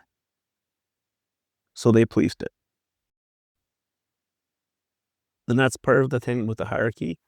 Because a coach, you set the standard, what's acceptable. But after that, you let the athletes or your employees police it. There's some good lessons in life there. Yeah. Okay, you got to run. We got to do this again because I think we only scratched the surface here, and I really enjoyed this. That was good. As I tell, I just love talking, and especially when it comes to coaching, because if a person can get one golden nugget out of this, So how can people get a hold of you to come speak to their athletes, can speak to their students? Where do they find? Just go on Facebook, Russell Fersch. That'd be the easiest way to do it. And yeah, it's just a slow process. I met a friend from college. He started doing business coaching, but he got lucky. A lawyer was like, hey, that's why he got a little jump there, but he said that kind of got him up there. So he got connections in there. So I'm probably going to reach out to him after harvest to see how he kind of navigated and how he navigated what he's doing. So it might be a similar thing, but just go slow and learn, because if you go too fast and then it's a blur, but I forgot about learning. What if you got all sorts of great wisdom and ideas. All you really have to do is on social media, take a selfie talking to, do a little video. Say, hey, I don't want people want to hear me talk so much. So they did. Yeah. I know I do. Yeah. So that's how people learn about you these days. Is it'll be some clip that comes across their feed, and everybody's got a feed. That's a thing. I remember when I was a Saskatchewan delegate. I was actually the youngest delegate, Saskatchewan delegate ever. Yeah, and that there's this is Bud or Butch or something like that from Consul. He was a director he's on the board for a lot of years, and he's done being a director, but still a delegate. And I just like, I want to have lunch with you, just get some wisdom. Yeah. And I said, how you kind of navigate? He says, make sure when you talk, you have wisdom to share. It says you just go up there and talk, people turn away. So that's why I see lots of social media people talk. That's why you don't see a post from me every day. This is how great like this. I have something to share that's like, because then you're like, I'm going to take that time. You're like, okay, it's a big verb. Okay, I'm gonna find some time of my day. I'm going to read what Russell wrote. Absolutely. Like, but if I was to put a post every day, it's just like there. So it's being selective. If you want people to listen to you, whisper. True, but if you want, But you have to talk. if you have reached a lot of audience, you don't have to have the entire blurb. That's too long. People are gonna watch it. But Fersch's of the day. Yeah. And then as long as they don't read the Fersch report and the adventures of Fersch for a year, they're always good. People love them. They're genuine.